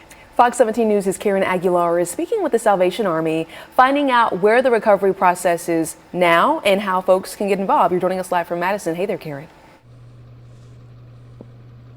Good morning, Erica. Some organizations like the Salvation Army are switching from short-term recovery, which means giving victims food and emotional support, to long-term recovery, because there is still too much work to be done here in Madison, one of the hardest hit areas from the tornado. I want you to take a look at some of the damage, specifically this house behind me. It's been torn apart in half. The roof and the door has been blown away. Things that remain intact are the windows and the walls. Memories gone in an instant. And I want you to take a look at the ground, at some of the memorabilia, some of those memories. What you're looking at is a children's book, a Dr. Seuss book. So children might have lived here. So you can imagine how devastated the family must have been, having to leave their home behind. And they're just trying to probably find a way to come back, be safe in a place that they're familiar with. And that's exactly what the Salvation Army is trying to do. They are trying to get them to rebuild. They're connecting them with organizations that can help them fill out insurance forms and help them with FEMA. Now, they're doing everything they can to help. Captain Philip Canning with the Salvation Army in Nashville tells me how you can help too. The best way for people to help at this point is through financial contributions, and they can provide financial contributions by going to helpsalvationarmy.org or by calling 1-800-SAL-ARMY.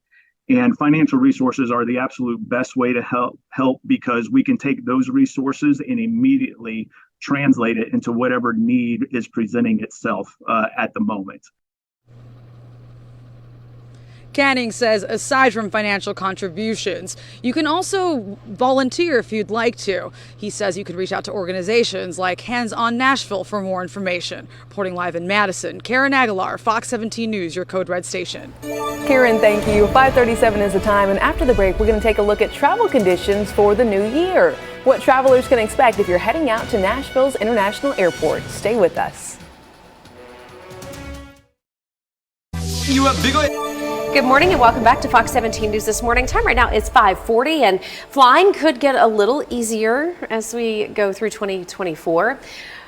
Flights looking to be, moving a little bit better. Fewer cancellations reported already this year, which is good. But I mean, we're only 4 days in. we're gonna try to look at the cup half full here. Yeah, last year was also the busiest ever for air travel, and now 10 major airlines, listen to this, are guaranteeing free rebooking and meals, and 9 official hotel recommendations. All right, so when an airline issues any kind of reward, we could say, whether that's a flight or a meal or whatever, it's all dependent on the type of cancellation, the type of delay. Was it weather? Was it mechanical? Fill in the blanks here. Well, the Department of Transportation announced $140 million penalties against Southwest Airlines because of the way that they'd handled all this previously.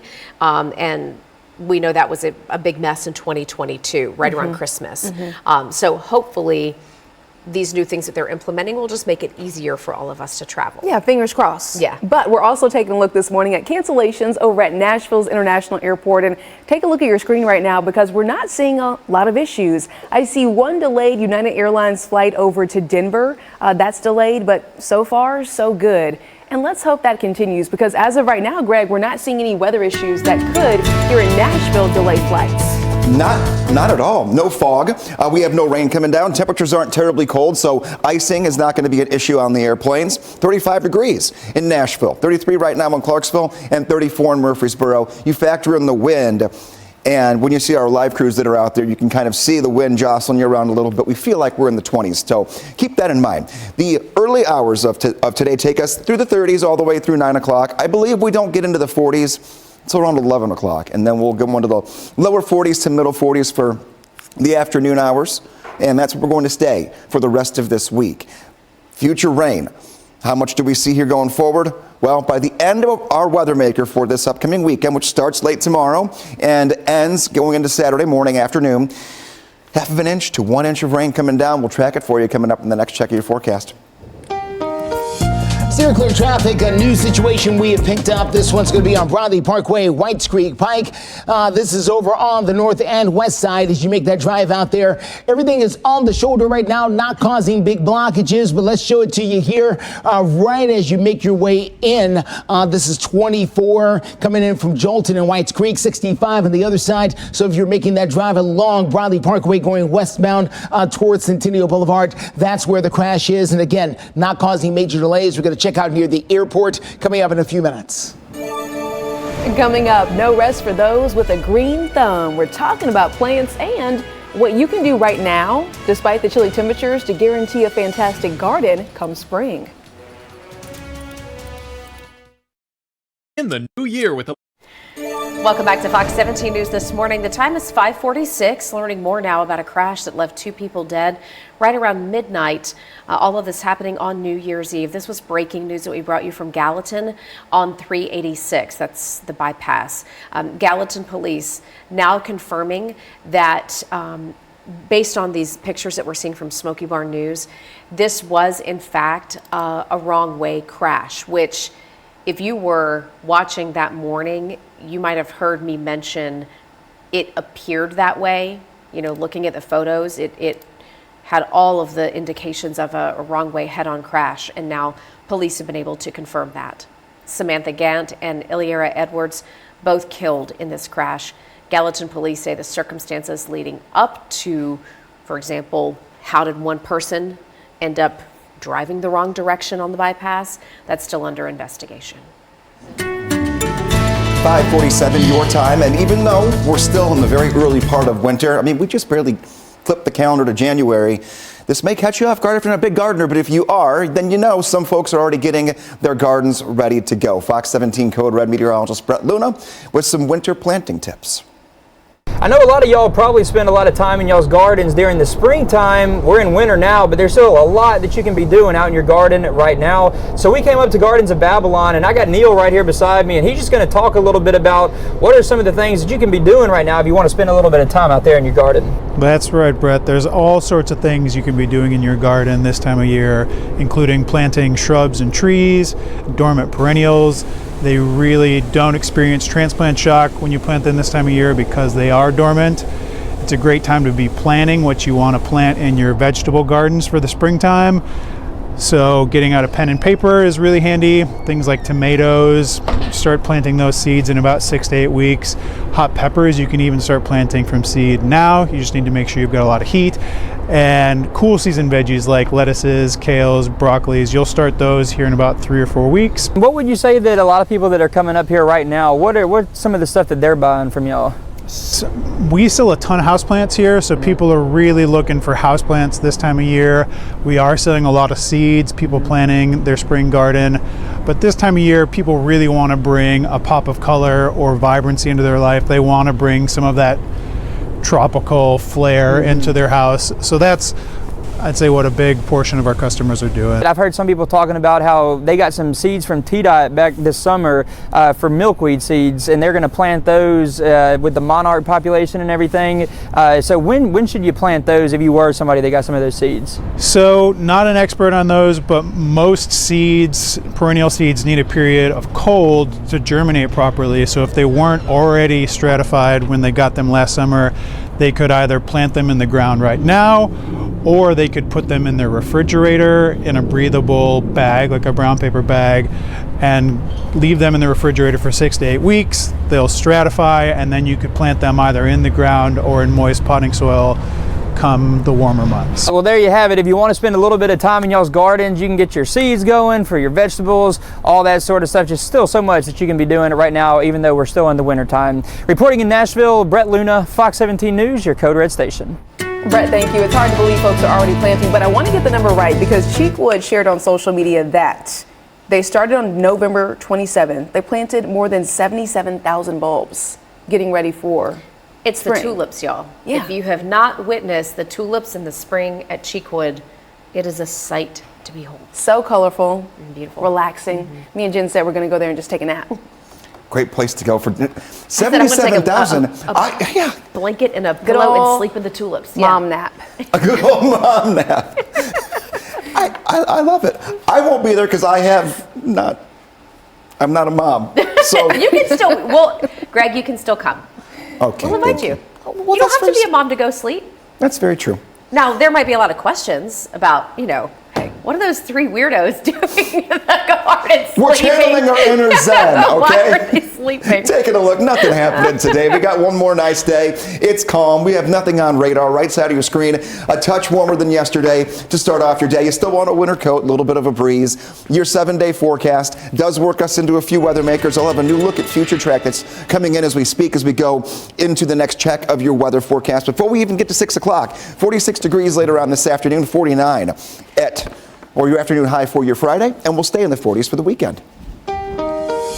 551, quick look at your steer clear traffic out there. Let's take you to Briley Parkway at Whites Creek Pike. As you make that drive, we've got the tow truck that's just arrived. It would seem to take that car away over on the north and west side. You can see it right here as you come away from I-24 or 65 and going towards Centennial Boulevard over there on the west side. You're going to see this crash again, not causing major delays, just something to be aware of. Also watching that drive out near the airport, smooth sailing, all green, and no problem at the exit either if you're headed to B&A this morning.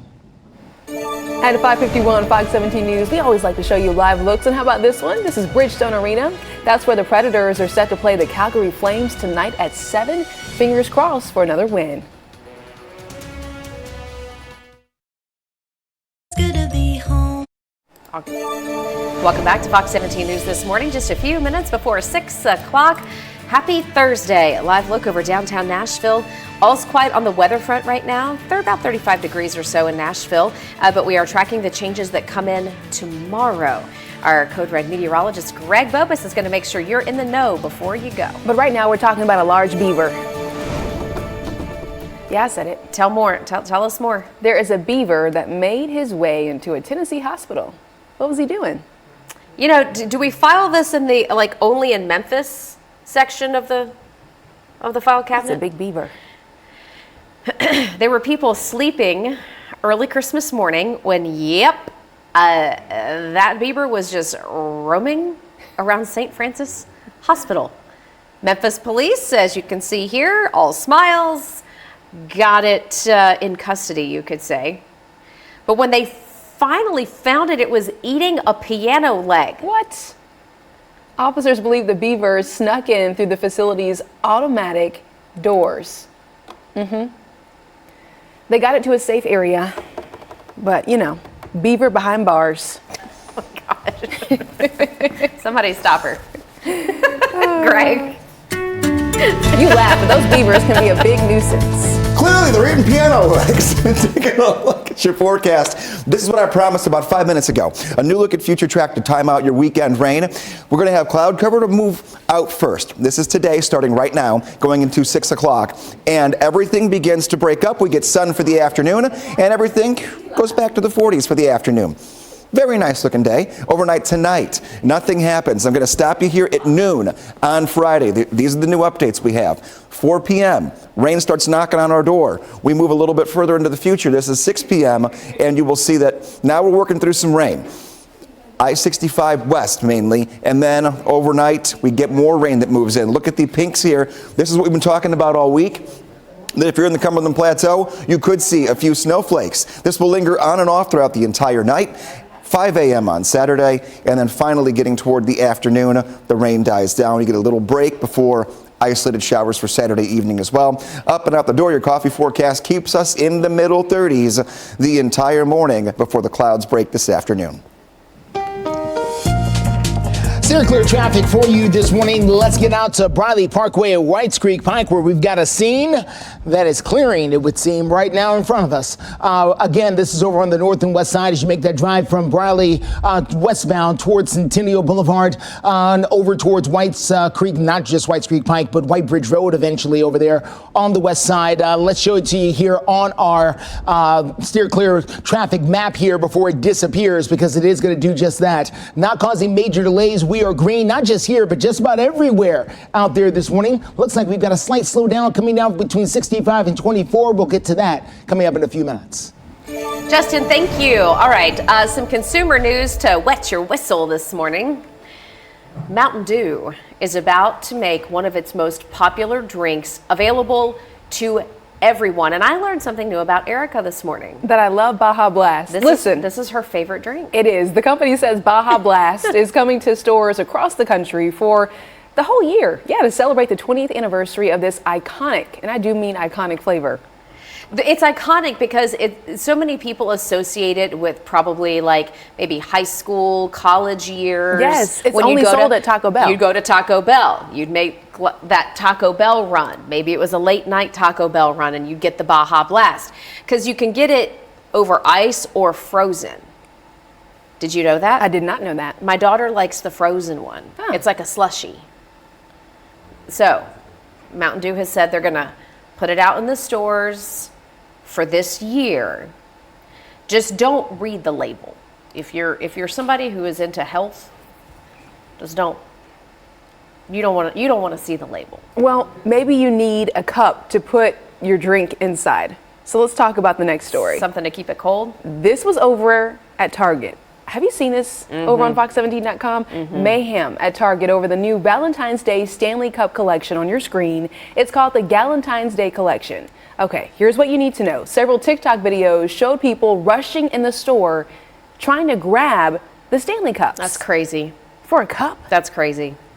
I mean, they're popular right now. The Stanley Cups, one of my, me and my sisters, we're all adults, obviously, and one of my sisters got me a Stanley Cup for Christmas, which I really appreciate. But this is cuckoo. Well, listen to this, though. They're already on resale sites like eBay, listed at prices up to $240. Yeah, black market. That's why they're doing this. Only comes in two colors, Target Red and Cosmo Pink.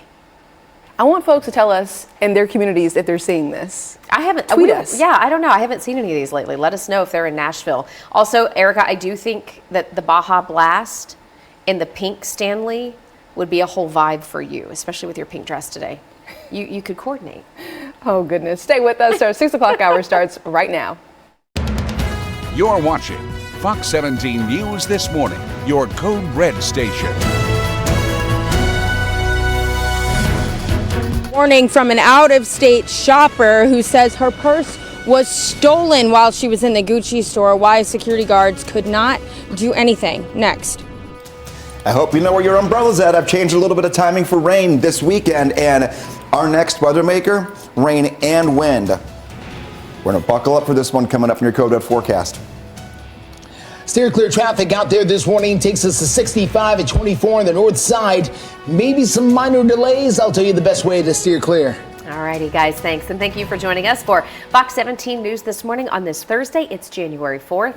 I'm Jennifer Waddell. And I'm Erica Glover. We're going to get started this Thursday morning with Operation Crime and Justice because there is a Nashville visitor who is really sending a warning to everyone after she says someone stole her purse as she was shopping over at Green Hills. Yeah, and unfortunately, thieves have targeted Green Hills over the last year especially. We've seen groups of people going in and smash and grab cases.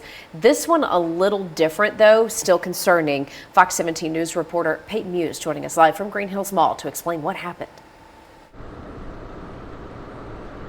Good morning, Erica and Jen. So Angela Brown was in town from Little Rock, Arkansas. She was here for the holidays and to also celebrate her daughter's engagement, but it was anything but a celebration. She says that her purse was stolen while she was shopping in the Gucci store.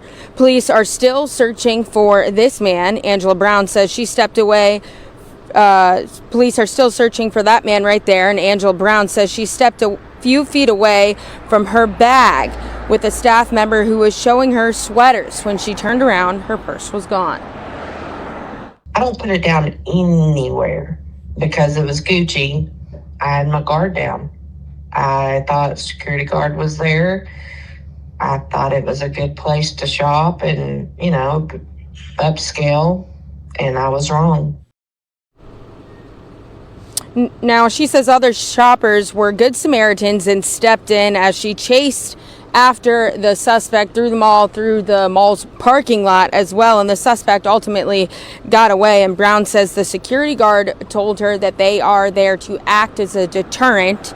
And the mall at Green Hills says some stores have their own security personnel like Gucci. And a retired Metro police officer tells us that some of these companies with their own security personnel have a hands-off policy, and that seems to be what the case was here. We also reached out to Gucci, and we're waiting to hear back. Reporting live in Green Hills, Peyton Muse, Fox 17 News, Code Red Station.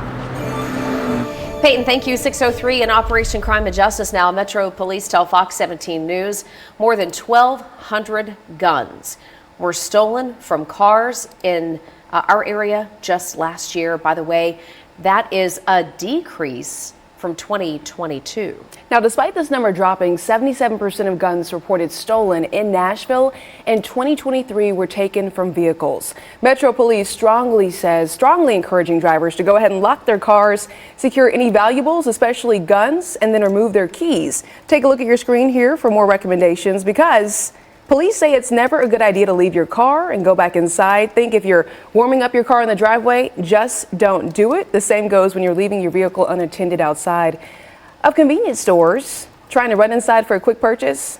Don't do that either. At 6:03, we're going to check in now with our Code Red meteorologist, Greg Bovis. Happy Thursday to you. Happy Thursday, baby Friday, little Friday. Good day. Pretty nice one here. One more dry day before that rain moves in, going into the weekend that we've been watching and monitoring for you all week long. Another weather maker for next week becomes the big focal point. Once we get past Sunday morning, all eyes will be on Tuesday of next week. All eyes right now on the Nashville skyline. Excuse me, no fog, no rain. Little cloud cover. So when the sun rises here in about 50 minutes, you might not see a ton of it. We'll get some peaks of it, though, that'll kind of beam through the cloud cover. Rainy going into the weekend. Here it is in your 7-day forecast, and we'll track it for you. We'll track that next weather maker in the next look at your forecast. 46 this afternoon, 49 degrees your temperature tomorrow, 46 on Saturday, and then Sunday, Titans' last game, home game, noon kickoff. We'll have that forecast coming your way shortly. Still clear traffic out there for you this morning. Let's get to 65 at 24 there on the north side. As you can see, traffic moving along up there without much of an issue here. We are going to start to see a bit of a buildup here over the course of the next hour. Things will change. We saw it yesterday up there on this particular corridor as there are people going out there going to work. Now, we're not going to get the full crush till next week, but it is happening out there right now. All green here as you get off 65, as you make your way towards Trinity Lane. This is subject to change yet again, but right now, A-OK. Justin, thank you. We know the December tornado killed several people, including dozens who were injured and destroyed countless buildings. Right. The damage and the rebuilding after these tornadoes still very much apparent. And in fact, there are parts of Middle Tennessee like Madison where it's still unrecognizable to some degree. And that's where we find Fox 17 News' Karen Aguilar live this morning. She's here to tell us about one group that is helping victims.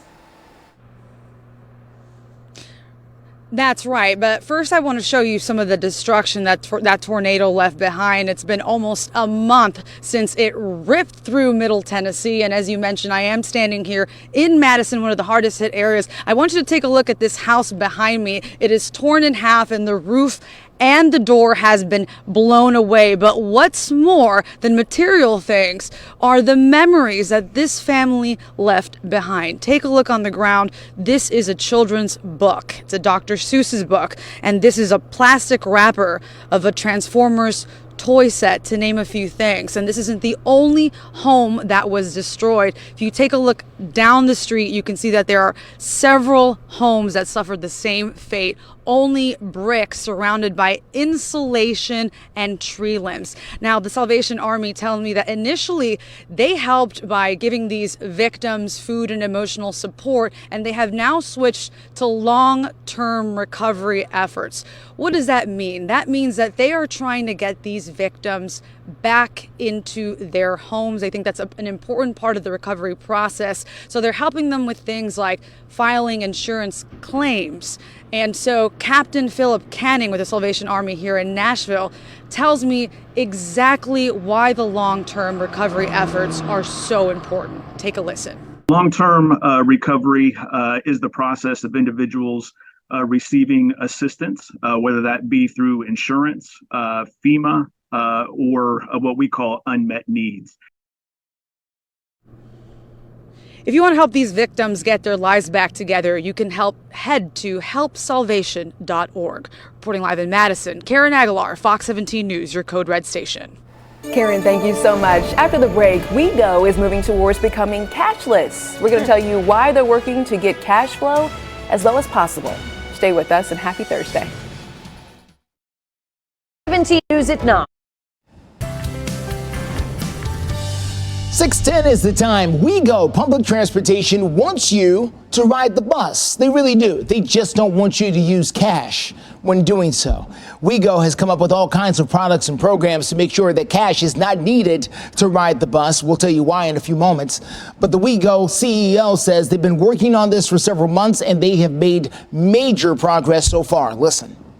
Just to give you a little bit of a snippet, in November of 2022, cash transactions made up 44% of all of our fare transactions. In November 2023, cash transactions made up 14% of all of our transactions. So I want to give credit to Dan Freudberg, Brian Williams, folks in operations, marketing, communications. Carolyn, I think I speak for the operators. We just need to get it down to 0% cash transactions, and that would be awesome. WeGo says going cashless helps them do two things in particular. Number one, helps them get people both on and off the bus a lot faster. It's also safer for drivers because they're less of a target because they're driving around with a lot less cash. And taking a look at your forecast here at 6:11. Decent day ahead. We're going to go from cloud cover to sunshine by the end of this one. And then we're going to get a new look at this map on your screen right now at 8 o'clock this morning. This is the drought monitor. We've been showing it all fall going into the winter because we've needed rain. We have not had a very good, steady rainfall that's lasted more than maybe just a couple of hours in quite some time. We're going to get it this week and also next week. So all the areas in red, we need a lot of rainfall to catch up. I'm going to take a screenshot of this and then show you the new one that comes out at 8 o'clock if you stick with us. It's not going to look better. It's only going to look worse. As far as today goes, clouds decrease throughout the entire afternoon and will stay dry until the end of tomorrow. We'll talk about weekend rain in a few. Justin.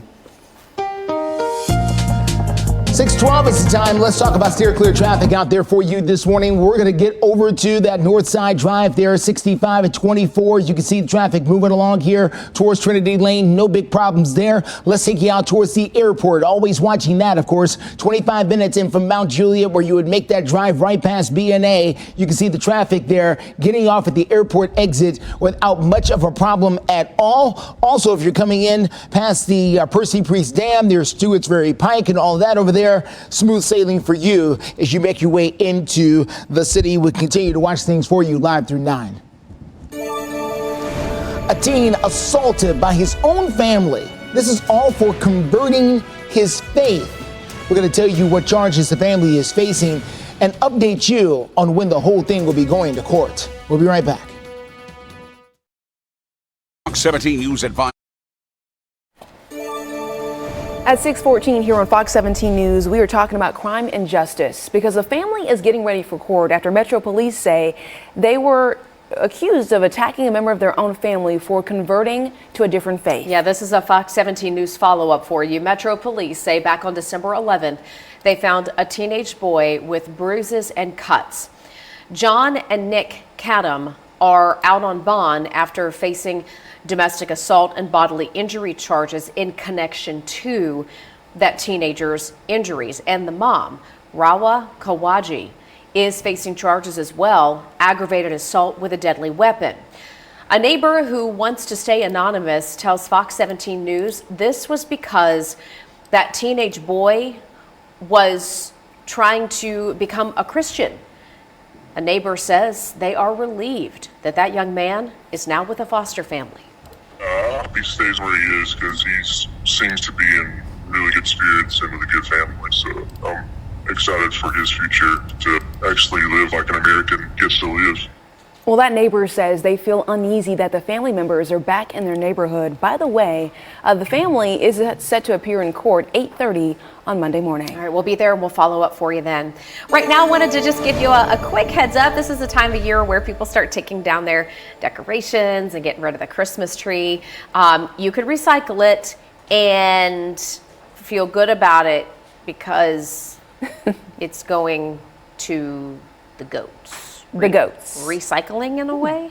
Fox's Greg Payne has much more on the project that's happening not here, but maybe in the future. It's helping to recycle trees while giving goats a nutritious meal. Goats. It's that time of year when the Christmas decorations come down and the tree has to go. Question is, what do you plan to do with it all? I have a pile of it sitting in my living room that I plan on first going through my younger nieces and nephews, see who wants what. Some of it's, got some memories. The rest of it, I'll just either give away or donate. Well, if you're looking to get rid of your old Christmas tree, there are several options here in Philadelphia, including right here at the drop-off center, where you head on over to the truck and you dump it right there. Residents can also leave trees on the curb where the city will pick it up as trash instead of being composted. But there's also several community collection events, including one that fulfills the stomachs of some four-legged animals. It's called the Philly Goat Project. Starting January 6th, people can drop trees off at the farm at Aubrey Arboretum in Germantown, where goats love to chow down on them. This is their favorite time of year because they get the Christmas trees and they supervise us. They'll watch us. Did you pick the right Christmas tree? They love the greenery. So for goats, eating green things is very important to their diet. Leslie Jackson, the volunteer coordinator of Philly Goat Project, says the trees provide the goats nourishment from January to about May. She says the event keeps getting larger and larger. The first year they got 200 trees, but the second year, a huge number. Last year we got 2,000 trees. And this year we're hoping for even more. We added another weekend. So it's the first, second, and third weekend in January. The third weekend, our friends at Laurel Hill have offered to let us use their space at Laurel Hill West. We'll be collecting trees there. The Goat Projects ask those dropping off a tree to donate $20 towards their group. In general, if you are looking to recycle your trees, make sure they are untied and have no decorations on them. The City of Philadelphia website has all the info on the drop-off locations and hours, along with the various community collection events. Reporting in Philadelphia County, I'm Greg Payne. Okay. All right, making it happen. So did some quick research here, like little snap research. There's a place called Piccolo Farms in the Nashville area. In the past, they have also accepted real trees to their goat farm. The more you know. Also, remember the goats that are here in Metro Center? Oh yeah, the Chew Crew, part of the Chew Crew. The Chew Crew. Can I tell you guys a quick story, speaking of the Chew Crew and the goats? Yes. Floor is yours. All right. We've seen them here behind the station, right? There are goats roaming I-24 between Nashville and Jolton. Just hanging Chew out? Crew, just hanging out. There's no supervision. There's no watchdog. There's no human. That I have not seen. Watching them. And every time I drive by there, I think, oh dear Lord, don't let anybody hit a goat. They're just out there unsupervised, just eating the weeds on the side of the interstate. The things you will learn with us, it's 6:19 in the morning on an idle Thursday. I had no idea. I guess are they just new free range goats on I-24? I guess that Chew Crew knows to avoid the vehicles. I guess. Well, if you're out in that area and you ever see them and you're the passenger in a car, take a picture. Let us, because Yes, please be the passenger. I haven't been able to take the picture 'Cause you're always safely driving. because I'm driving and I can't get pulled over safely enough to do it either. So, The more you know. Also, but just never stare a goat in the eyes. why? Google goat eyes. Oh boy, here we go. All right. Let's get to it. Quick check of your forecast. No code red threat level for you here. Much needed rain this weekend, and we definitely are going to work into it here. Here are the two big rainy days, Friday night into Saturday, and then Tuesday. Which one is the more high impact event? Well, rain will move in Friday into Saturday. Dinner time, Friday through lunchtime, Saturday, low impact. Not a lot of wind, maybe a half of an inch of rain to an inch of rain. Tuesday, wind and rain, medium impact. What do I mean by that? Well, the wind gusts will be up near 30 miles per hour, so that's enough to kind of knock you around on the roadways, and it will be raining while it's windy. 46 degrees this afternoon. Right side of your screen, we're going to have your current temperatures there for you all the way through 9 o'clock, even during commercial breaks. Steer clear traffic for you this morning. Let's get out to I-24 Hickory Hollow Parkway. As you make that drive in from the Murfreesboro area, Smyrna, Laverne, good morning to all of you. Starting to see things not bunch up, but get busier, shall we say, out there on the roads. A little less lonely out there. More and more people jumping on. And we're seeing some minor delays as you make your drive in. Yellow, but so far no red out there on I-24. Still under an hour on that drive in from Murfreesboro. We're going to be giving you some overall drive times coming up here over the next few minutes. But right now, we're doing really well. Sounds great, Justin. Thank you. And hey, thank you for waking up with us here every morning on Fox 17 News. We're your only local station with your traffic and weather updates live from 4 until 9. You can also see those weather updates scrolling on the right side of your screen, even during commercial breaks.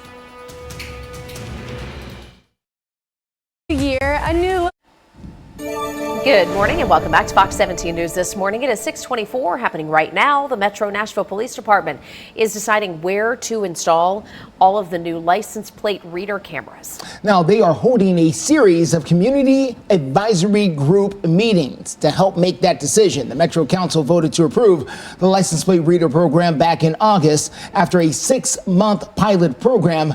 The meetings are divided by precinct, so the West Precinct meeting is going to be held tonight, coming up at 6 o'clock. Right now, Greg has left us the Cliff Notes version of the forecast. So just a quick glance here for you real quickly in case you need to get out the door by, say, maybe 6:30. As we look ahead to tomorrow, rain moves in. Tomorrow afternoon, evening, overnight hours. Saturday looks pretty good, except rainy. By the time we get to the Jaguars game Sunday, breezy, cloudy, but for the most part staying dry. It looks like we're going to have a high of about 47 degrees. That's football weather, right? Yeah. That's good football weather. It's a noon kickoff Sunday at Nissan Stadium. Could be an emotional one. Could be saying goodbye to several people. It may be the last. We were saying On this the other Sunday. day. Maybe the last time you see some people in a Titans uniform. Mm-hmm. All right, let's talk about steer clear traffic out there this morning. We have not said goodbye to a couple of situations we're dealing with out there, and that includes the one on I-440 at Nolensville Road. Still dealing with that slowdown in that area. Not causing huge delays, just something to be aware of. It's been there since the beginning of our 5 o'clock hour, so I'm not sure what the holdup is with that particular situation. Just know it's out there and know that crews are aware about it, and we'll see when they get it fully out of the way. Everything else, though, is looking pretty well out there with your traffic. We'll continue to watch things for you live and local through 9. In case you missed it last night, want to get you updated this morning on a huge headline that is developing. The accused sex trafficker who died in prison, Jeffrey Epstein. Well, as of now, we've got thousands of pages worth of documents from a lawsuit connected to Epstein that are now public. Now, some of the people named in the documents include Prince Andrew, as well as former United States President Bill Clinton. Also speaking out is Senator Marsha Blackburn. She released a statement about the release of this information, and it reads in part, "Today's release is a step in the right direction for the countless women and children who were trafficked as well as abused by Jeffrey Epstein and his associates. I am calling on Chairman Durbin," she's speaking of Dick Durbin, the senator from Illinois, "who has blocked my repeated request to subpoena Epstein's flight records, to follow through with his promise to make all of these records public." Now, as information about the documents becomes more widely available, as we see more names on these lists, we will be updating you right here on air through 9 a.m. and also online at fox17.com. Recovery efforts after the December tornado continues. Coming up, hear from the Salvation Army and what they're doing to continue the recovery process. When your door... You're watching Fox 17 News This Morning, your Code Red station. A warning from an out-of-state shopper who says her purse was stolen while she was in the Gucci store. Why the security guards could not step in. Next. Couple different live looks from Nashville to kick off your Thursday. Looking good weather-wise now, but everything starts to change as we get into tomorrow. And we're here for you to let you know how that's going to change going into the weekend. Brake check going on I-440 at Nolensville as Metro Police have arrived to deal with a car that's on the shoulder of the road. You can see right there, people going, oh, slow down. We'll have the best ways to steer clear coming up in a few. Hey, also starting your Thursday with a thank you from all of us here from waking up with us at Fox 17 News This Morning. I'm Erica Glover. And I'm Jennifer Waddell. We're glad to be your live local news source through 9 a.m. And we start this half hour with a story that has got the attention of a lot of folks in Nashville yet again. We're talking in Operation Crime and Justice about continued crime at some of our mid-state shopping centers. A visitor from Arkansas is sending out a warning to shoppers, specifically at Green Hills Mall. She says that her purse was stolen while she was shopping at the Gucci store over the holiday shopping season. Yeah. And she even ended up chasing this person out into the parking lot. Right. It didn't help though. Well, because she says nobody else did anything about it. I mean, imagine you're in that situation and you're just hoping somebody steps in to do something. That did not happen in this case. Ultimately, we have Fox 17 News reporter Peyton Hughes joining us live after hearing from that woman and her experience. Good morning, Erica and Jen. So that woman, her name's Angela Brown. She came from Little Rock, Arkansas, here for the holidays and also to celebrate her daughter's engagement. And it was anything but a celebration. Her purse stolen while she was shopping in the Gucci store. Now police are still looking for the suspect. And Angela Brown says she stepped a few feet away from her bag with a staff member who was showing her sweaters. When she turned around, her purse was ultimately gone. Brown says she chased after the suspect and shoppers actually stepped in to help her as they chased the suspect throughout the mall and through the parking lot. He got away with $11,000, a purse, a Louis Vuitton wallet, and I had cash in it. I immediately saw my purse was gone, and I yelled, my purse is gone. And I started looking around, and I saw the guy hurrying out of the Gucci store.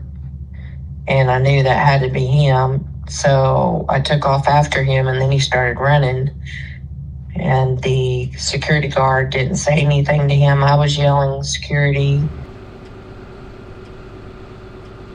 And she says that the security guard was standing there like a mannequin, and the security guard told Brown that they are there to act as a deterrent. They cannot step in. And the suspect ultimately got away. And Brown, also the mall at Green Hills says sometimes these stores have their own personal security, and that's what they had here. And a retired Metro police officer says sometimes these companies have a hands-off policy, and that seems to be what was going on here. We reached out to Gucci, and we are still waiting for a response. Reporting live in Green Hills, Peyton Hughes, Fox 17 News, your code station.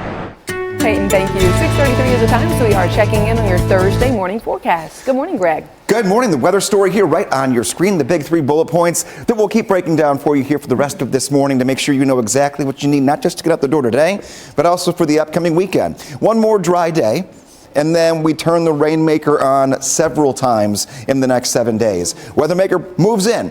After about 6 o'clock tomorrow, we're going to get some steady on and off rainfall for the rest of your Friday evening, into the overnight, and the first half of Saturday. We'll look at future track momentarily. Another weathermaker moves in next week. That one's a little more substantial. Rain and wind for that one. So we'll find the day on the 7-day forecast in a moment. But here you go. Thank you for waking up with us. Here we are. Nashville skyline. Calm this morning. Cold. Right side of your screen. Temperatures are in the 30s, but at least we're calm. 46 degrees later this afternoon. One more cold night ahead, too. Overnight tonight, back down to 25 degrees for your low temperature. Steer clear traffic out there for you this morning. Let's get started this time at I-40 at Fester's Lane. As you make that drive out and about there on the east side there, we got a disabled vehicle over on the shoulder of the road. Authorities have not arrived as of yet. It is just something that is over there. Traffic is getting by, but when authorities do get there, things will slow down just a little bit, making your way in from the east side, much like they have done over on the south side this morning. Here's I-440 at Nolensville Pike this morning. We have got Metro Police and TDOT that has arrived to help out a disabled vehicle. Everybody's moved over one lane as you make that drive in from the south side. No need to steer clear of it, at least not yet. We'll let you know if things get worse, and then I can provide some kind of detour. All right now we are continuing our coverage on the December tornado recovery efforts. The Salvation Army is now focusing on helping victims for the long run. It's going to be a long process. It sure is. And Fox 17 News reporter Karen Aguilar is here to explain more of what this means for all these people impacted. Good morning, Karen.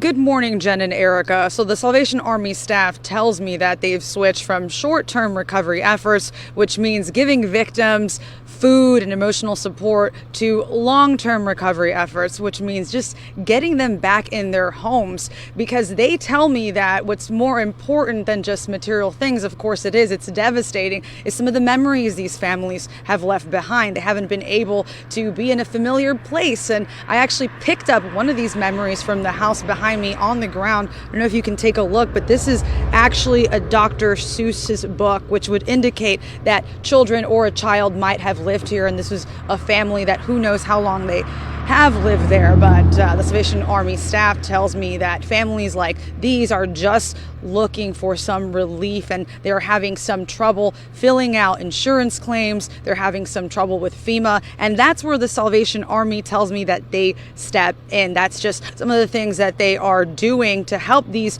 victims. Now, Captain Philip Canning with the Salvation Army here in Nashville tells me why it's so important to have these victims get help in the long run. Take a listen. I mean, what people really want after a disaster such as we experienced is for their lives to be made whole again, right? And the biggest piece of that is for those who have been displaced for their homes is to have a place to call home. If you or a loved one are one of these victims and need help, Canning says that you can call the Salvation Army in Nashville directly. If you are in the Clarksville area, you can call that Salvation Army, and you can also go to their website for more details. For example, the website here in Nashville would be salvationarmynashville.org. Again, it's salvationarmynashville.org. Reporting live in Madison, Karen Aguilar, Fox 17 News, your Code Red station. Karen, thank you. Up next here on Fox 17 News, we're taking a look at travel conditions in 2024 and what travelers can expect if you're heading out to Nashville's International Airport. I was stuck. Flying could get a little easier for folks this year. Fingers crossed, right? Yeah. More flights, fewer cancellations being reported as we made it through the holiday rush. Now, the end of last year reported the lowest cancellation flight rate in the last 10 years. Last year was also one of the busiest ever for air travel, and now 10 major airlines are guaranteeing some of the free rebooking and meals, and 9 different hotel accommodations out there when an airline has to cancel or have a long delay. We've all been there. Yeah, but you have to watch for the asterisk, right? Because it depends on the reason for the delay or the cancellation. If it's them, it's one thing. If it's the weather, whole nother thing. So the busy holiday travel season again has wrapped up, and the Department of Transportation announcing, in addition to what Justin just mentioned, in case you missed it, a whopping $140 million penalty that ended up being levied against Southwest Airlines because of its major malfunction, the meltdown during the winter of 2022. So they're just trying to make sure that doesn't happen again. Yeah. So taking a look at cancellations right now. Over at Nashville International Airport, we had one cancellation or a delay at the very least to Denver. It looks like that one's off the board. Everything else looks like it's on time this morning, no matter where you're going out and about there this morning. Everything looks to be on time. We do have that one delay to Denver that's still out there for United Airlines. Everything else seems to be doing well. Yeah. Now, the good news here, nothing major nationwide or No. here at home, but Greg's here to tell us that this winter storm that is moving in, especially to the northeast, could certainly wreak havoc as we get into the weekend. Yeah, it definitely could, and that's the thing. It may be fine here, but where's your flight coming from? Where did it come from before it got to where it was going? The whole 9 yards. You just have to know to watch everything, even if we have good weather. Taking a look, we do have good weather here today. 25 degrees is what it feels like right now in Nashville, so not bad. I mean, yesterday morning we had teens for wind chill at this time, so at least we're a little bit better. Let's get you out the door here on your January 4th, and not a whole lot to worry about when it comes to rain or fog, but that will change late tomorrow into Saturday. Temperatures do not budge. We'll stay in the 30s through about 10 o'clock before we go into the middle 40s later on this afternoon. I have some new updates for you coming up in the next check of your forecast when it comes to that rain timing, and another weather maker next week that could be even stronger than what we get this weekend. Steer clear traffic out there this morning. Let's get you to I-40 at Fessler's Lane. This is over on the east side. We're still dealing with that disabled car over there on the shoulder, not causing huge delays, not yet. When police get there, it'll force everybody to move over by one lane, and that could cause you some delays as you make your way again from the east side. But right now we're doing fine. Still dealing with that one other issue over on I-440 close to Nolensville Road. We're going to get to that if it's still there coming up here in the next few minutes. Right now, Fox 17 News following breaking news this Thursday morning from the Mount Juliet Police Department. That is where crews are on the scene of a house fire, and we're mapping it out right here. It's in the 1500 block of Stonehill Road. Now, because of this house fire, Stonehill Road is currently blocked off as crews try to get in there to assess the damage. Right now, Fox 17 News, we are making calls, trying to get an update, including an injury report, asking if there are any other plans to reopen this road anytime soon. Make sure you have our free Fox 17 News app downloaded and ready to go for continuous updates. And no rest for that green thumb, especially if you want to have pretty stuff coming up in the spring. We're going to tell you what you can do right now to guarantee a fantastic garden in a few months.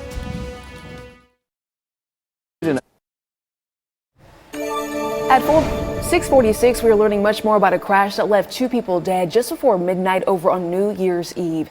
Gallatin police say it happened on Highway 386, and these are photos coming to our newsroom from Smoky Barn News.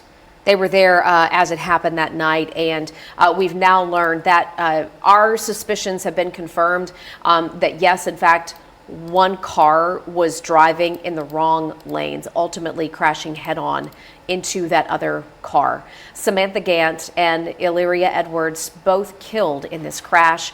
Gallatin police say they're still trying to figure out how one driver ended up going the wrong way. That part of this is still under investigation.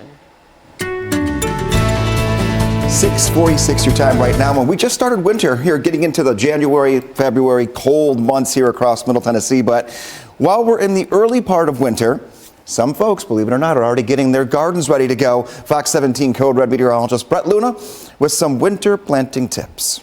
I know a lot of y'all probably spend a lot of time in y'all's gardens during the springtime. We're in winter now, but there's still a lot that you can be doing out in your garden right now. So we came up to Gardens of Babylon, and I got Neil right here beside me, and he's just going to talk a little bit about what are some of the things that you can be doing right now if you want to spend a little bit of time out there in your garden. That's right, Brett. There's all sorts of things you can be doing in your garden this time of year, including planting shrubs and trees, dormant perennials.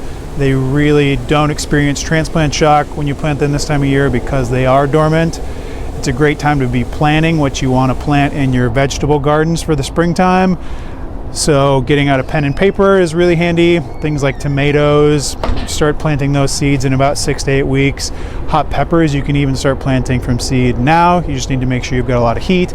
And cool season veggies like lettuces, kales, broccolis, you'll start those here in about 3 or 4 weeks. What would you say that a lot of people that are coming up here right now, what's some of the stuff that they're buying from y'all?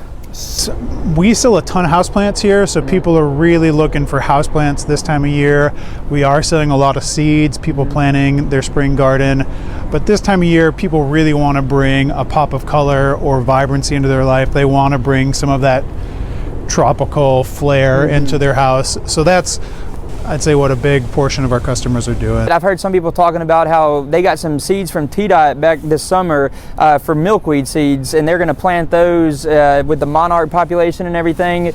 So when should you plant those if you were somebody that got some of those seeds? So not an expert on those, but most seeds, perennial seeds, need a period of cold to germinate properly. So if they weren't already stratified when they got them last summer, they could either plant them in the ground right now, or they could put them in their refrigerator in a breathable bag, like a brown paper bag, and leave them in the refrigerator for 6 to 8 weeks. They'll stratify, and then you could plant them either in the ground or in moist potting soil come the warmer months. Well, there you have it. If you want to spend a little bit of time in y'all's gardens, you can get your seeds going for your vegetables, all that sort of stuff. Just still so much that you can be doing it right now, even though we're still in the winter time. Reporting in Nashville, Brett Luna, Fox 17 News, your Code Red station. Brett, thank you so much. I'm really jealous of Brett. He gets the cool stories. And then you can walk from the garden into the market. And get ice cream. See? It all ties in perfectly. I like what you're thinking. You know what I mean? Yeah. Always a step ahead. And that's exactly why we're going to be a step ahead right now for the weekend. Let's do it. See what I did there? Taking a look at today first. We'll get it out of the way quickly because this is not the real big story. Today, sunshine by the afternoon. Starting off cloudy. Those clouds will break. We'll go to 42 by 2 p.m., 39 by 5 o'clock. You'll still want to bundle up a little bit this morning. Current temperatures right side of your screen. We'll stick with you all the way through 9 o'clock, and those will be there all morning long. Taking a look. Rainy. That's the big word. The only big word for the entire weekend that we have to be concerned about. It's not code red weather, which is good. That means that we're not going to have any strong storms or storms at all, and we don't have very cold weather. The nighttime temperatures actually climb up a little bit for the upcoming weekend itself. Feels like a little bit better than they were yesterday. And again, getting you out the door, starting the day in the 30s this morning. So it is a smidge warmer than yesterday. Let's piece it all together. Temperatures don't budge when it comes to the 40s for the afternoon for Thursday, Friday, Saturday, and Sunday. All right there. Nighttime temperatures tonight in the middle 20s. It's going to be cold. And then we get back to the 30s overnight leading into the weekend. Rain timing for Friday, 6 p.m. until around noon on Saturday. Then you get a break. And then around 6 p.m. on Saturday into the first couple hours of Sunday. What does that mean for tailgating? The Titans forecast, last game of the season, last home game, could be a big one here when it comes to people's numbers having different bodies in them next year. We got a lot to talk about here coming up in about 5 minutes. The next check of your forecast. Weather Window, presented by the National Weather Desk.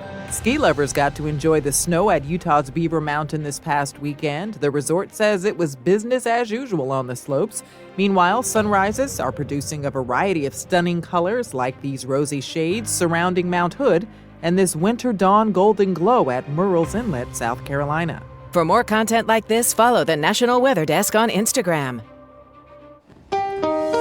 Steer clear traffic out there for you this morning. Let's get out to I-40 at Fesser's Lane out there.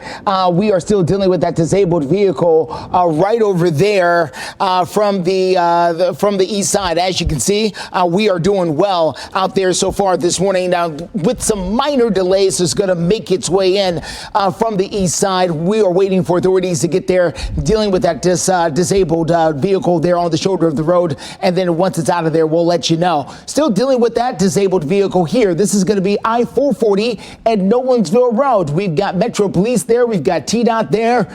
We still have that disabled vehicle there, and we've got starting to have stacked lanes of traffic. You may want to try to use Thompson Lane as a good way to steer clear, making your way over from that south side here. Let's take a look at it on our maps right here. This is where the slowdown could be. You want to use right down here. This is Thompson Lane. It will take you right past 100 Oaks. That could be your best bet to steer clear until it's out of the way. Justin, thank you. 6:52 is the time right now. We have a live look this morning from the heart of Lower Broadway. The Preds are playing at home tonight against the Flames. Ooh, look to the top. Look, top left. What is that swinging above big time boots? That was a big piece of equipment that a crane is moving around somewhere. Watch out, folks, on Lower Broadway. Hey, and by the way, while I've got your attention, welcome back to school today for our friends in Wilson County. After suffering At 6:55, we're taking a look at what's trending over on Fox17.com, including this story right here. Former mansion of Conway Twitty may be facing demolition after a Hendersonville tornado. That, of course, was back on the deadly tornadoes on December 9th. It's just one of the famous landmarks over in Hendersonville that may not recover, I should say. There is going to be another decision, another meeting that's going to be held on whether or not they move forward with this process and what comes next for not only this building, but other businesses in that area. Absolutely. In fact, I was just driving through Hendersonville last night and still so much damage that's got to be cleaned up and places that need to be repaired. So we'll monitor that story and so many others through Fox17.com, where you can find us 24/7. Hey, it's also a place you can get your weather updates if we're not on the air for you. Another good way to get those is by downloading the free Fox 17 weather app. Greg, I know you and Katie and Brett are always working behind the scenes to keep that updated. Yeah, and try to give you as much leeway as we can in terms of timing and give you as much of a head start as we can to get you into a weekend as early as Monday and Tuesday, tracking what's coming your way so that you don't have to have anything that just really does catch you off guard and ruin your plans. Here's the big picture. There's nothing happening right now, so enjoy your Thursday. A good day for errands, grocery store runs. Maybe you're taking down Halloween holiday decorations from the past couple of weeks. Today's the day to do it, because late tomorrow into your Saturday, things change. I want you to look up from your phone.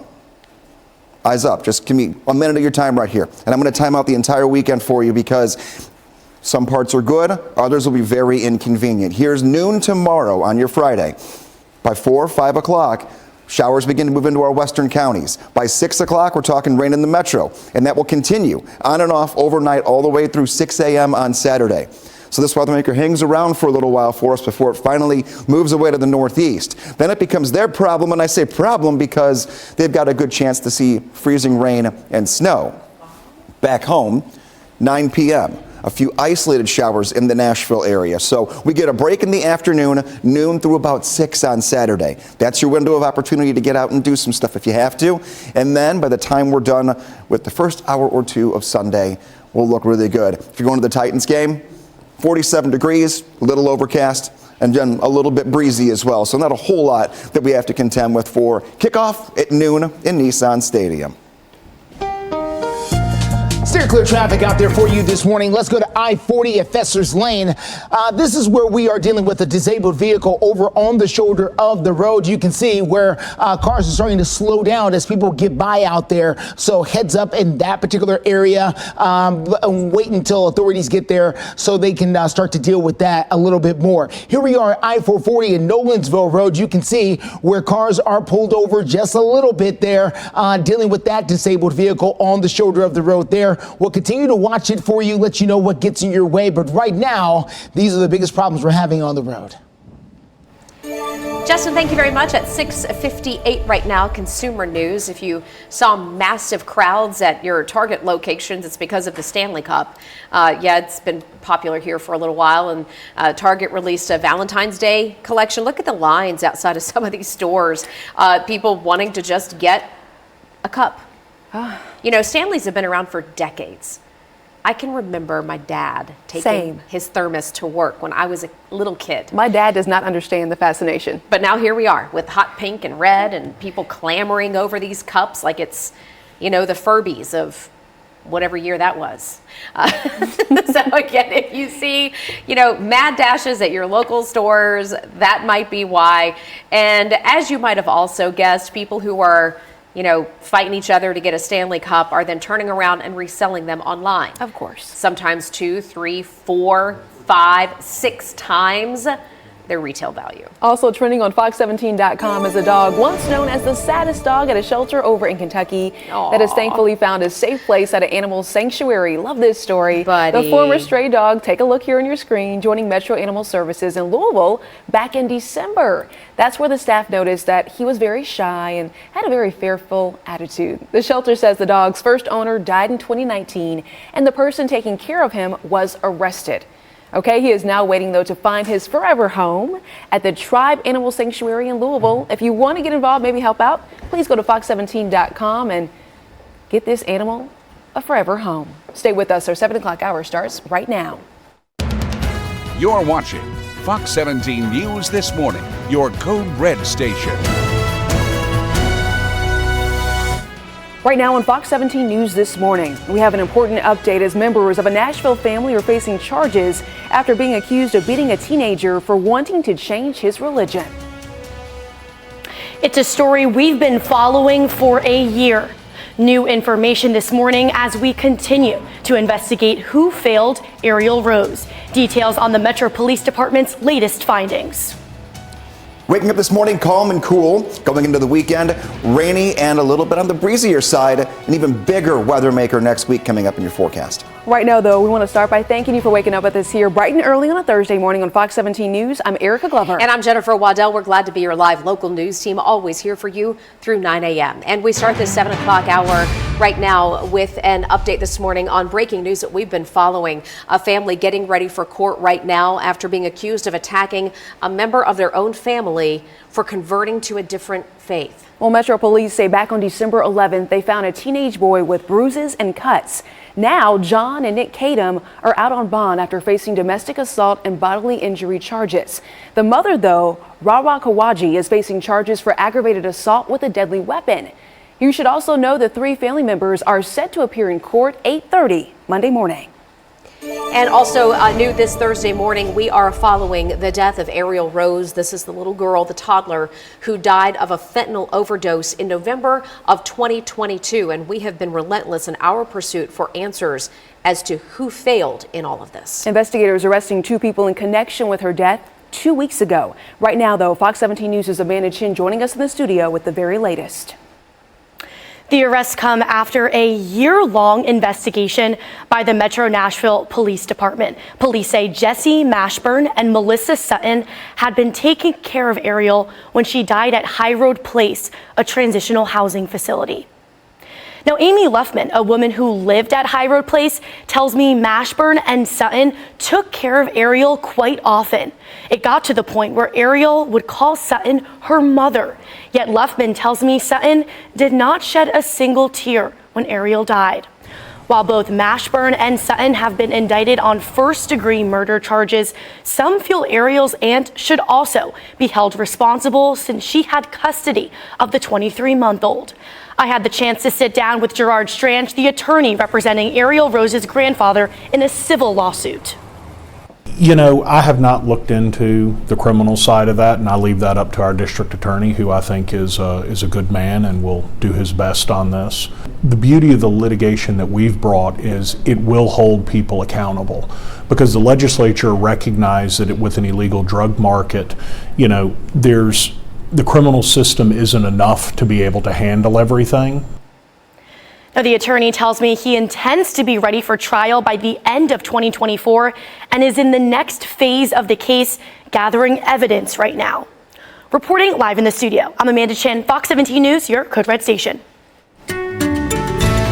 7:03, taking a look at your forecast to start you off here on your Thursday.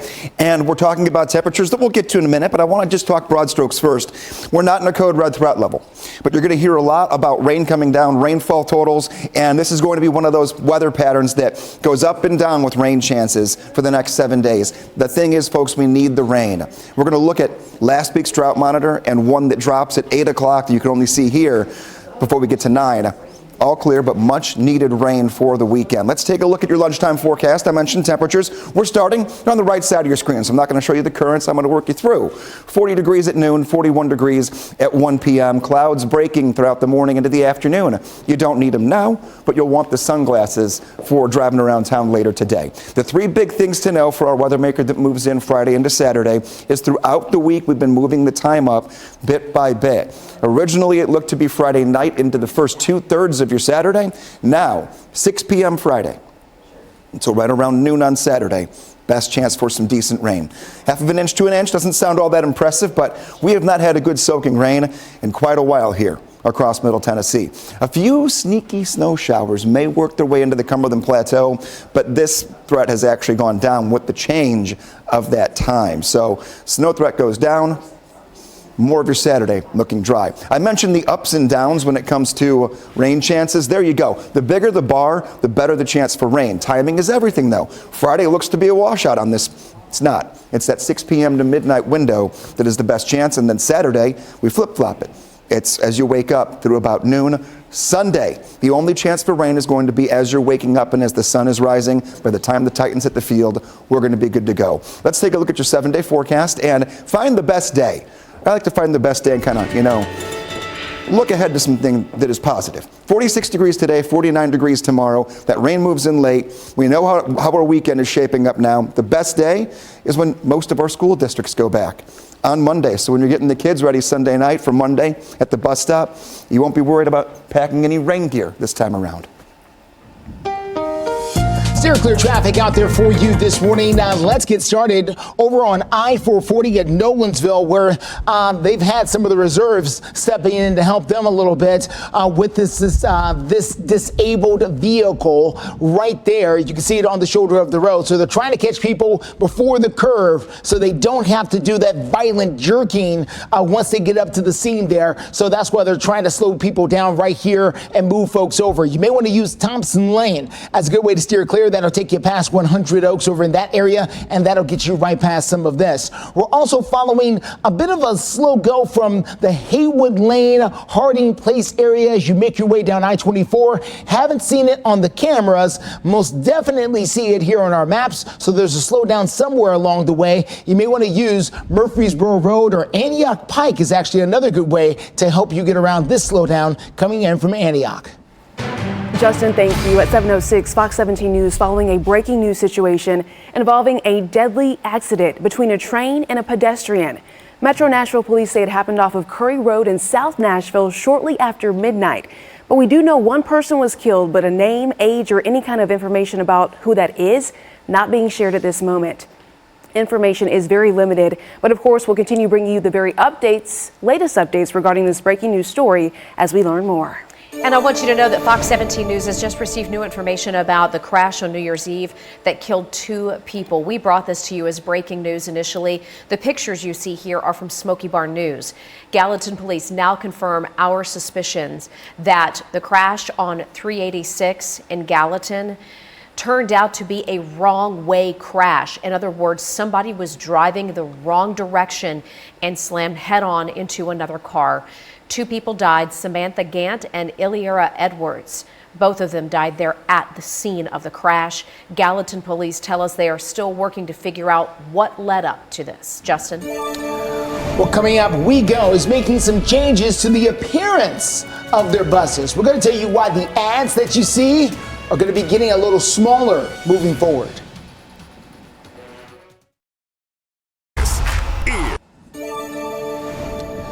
7:10 is the time here on your Thursday morning. For years now, WeGo has had huge ads wrapping their city buses. You've seen them, I know.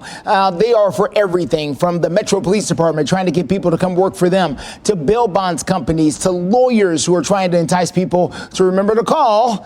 So they're asking people to please keep in mind that those ads are helping to make sure that the buses keep running. However, now they've determined that some of those ads with the huge faces on some of them that cover the windows of the buses, they're a safety hazard, and they're stopping them altogether. Because if you think about these buses, the gorilla ads, right, that cover everything, it's a safety issue because you can't see into the buses, or so we've had a lot of conversations about that. So that's what got us to this place of this current policy. They are afraid that in emergency situations, if one was to come along, that first responders could not just look into a bus and see how many victims they could be dealing with or if anyone's in danger. Instead, it's all covered up by advertisement. That's why they're trying to stop it. They say they're going to allow the current contracts that they have to expire. So you still will see some of those full wraps rolling around the city, but they say they will not be selling any more. 7:11, and the last time you saw me, we talked about the weekend weather maker. Now it's time to look forward even more into the future. This is Tuesday.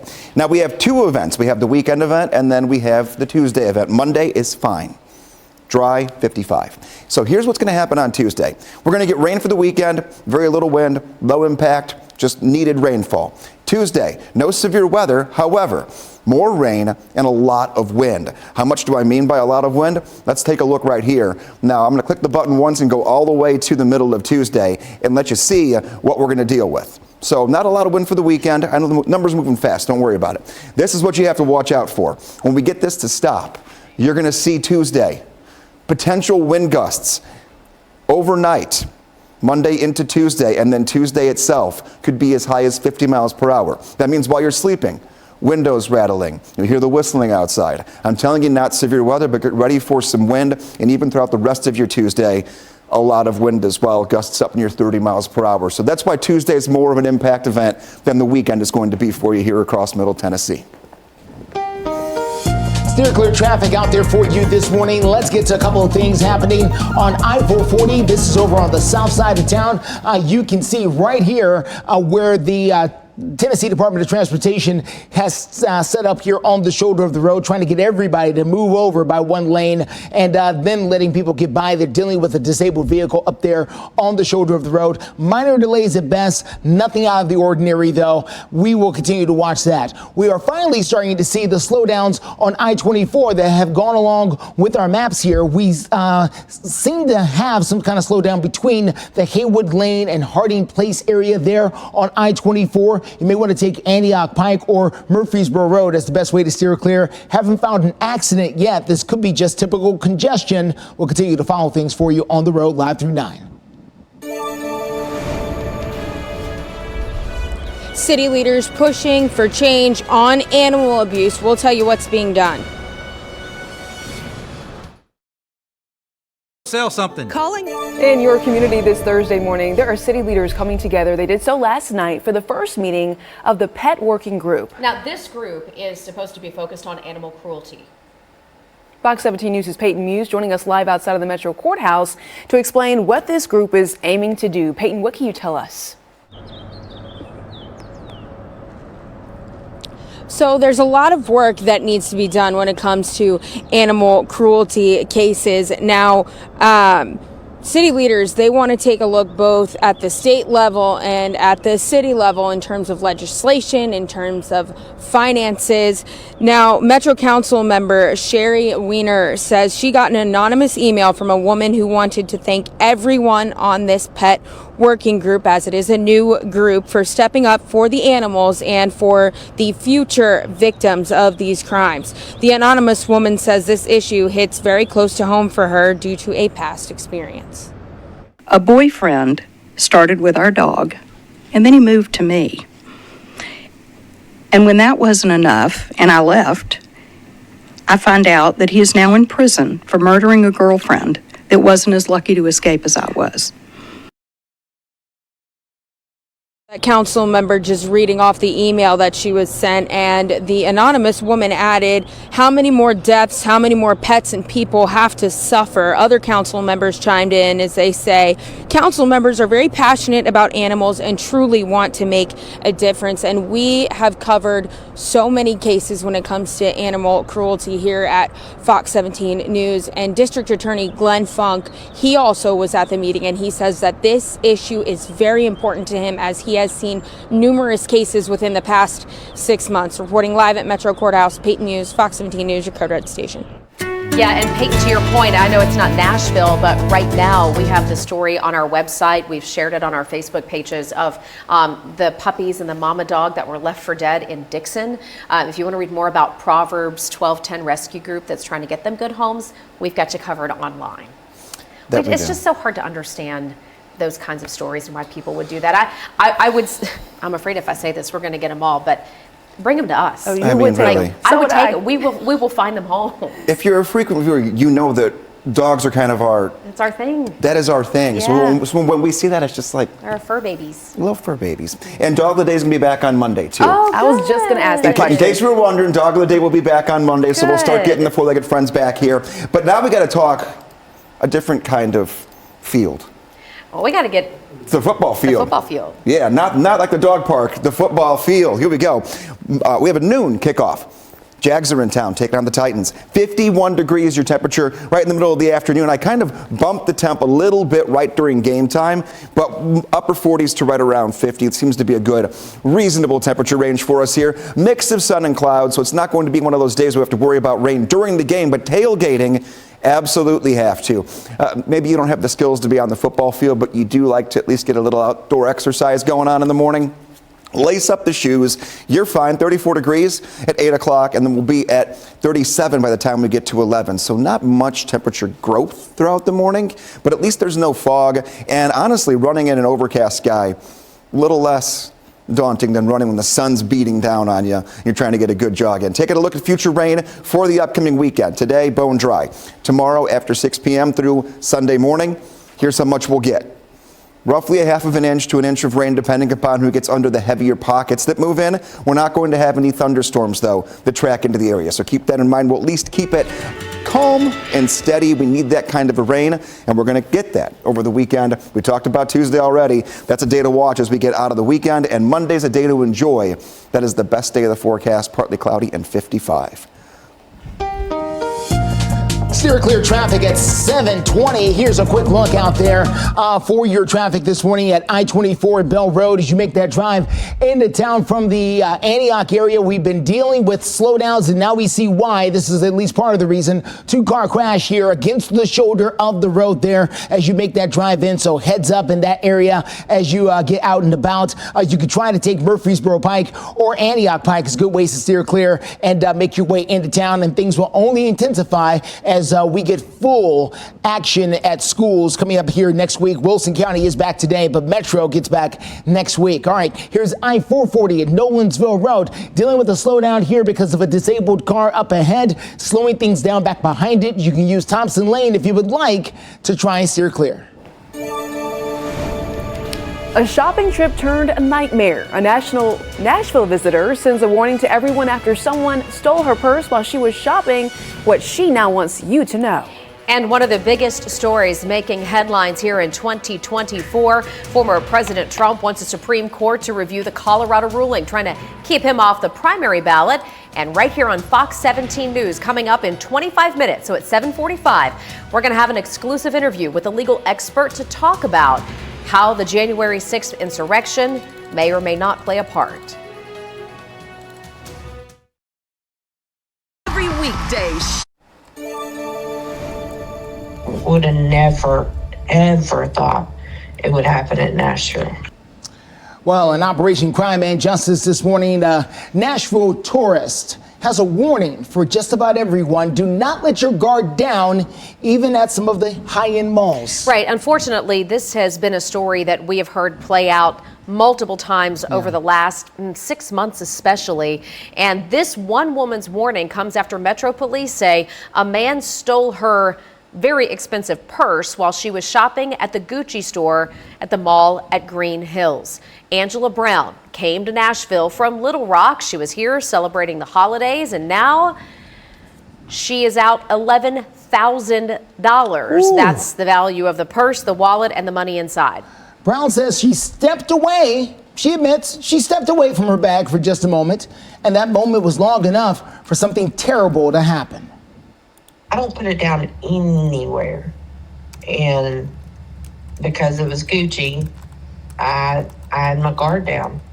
I thought security guard was there.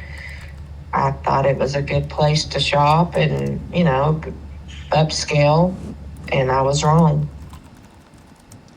Well, fellow shoppers did step in to try to help her, but the guy got away, and she is especially upset because the security guard just stood there. So Fox 17 News reached out to Gucci about their security policies. We are still waiting for a response, but we have been told in other scenarios and in certain cases that these security guards are trained not to get involved, that they are there in some cases just as a deterrent. Yeah. So we're going to continue to follow the path of this story and see if we can get some more answers. In the meantime, let's get to your weather. Greg Bove is standing by. Let us get some weather answers here. If you plan your weekend, we're going to give you the big picture. We kind of already broken it down here on Future Track, and we'll do it again next half hour. But here's the weekend. Not much warmer.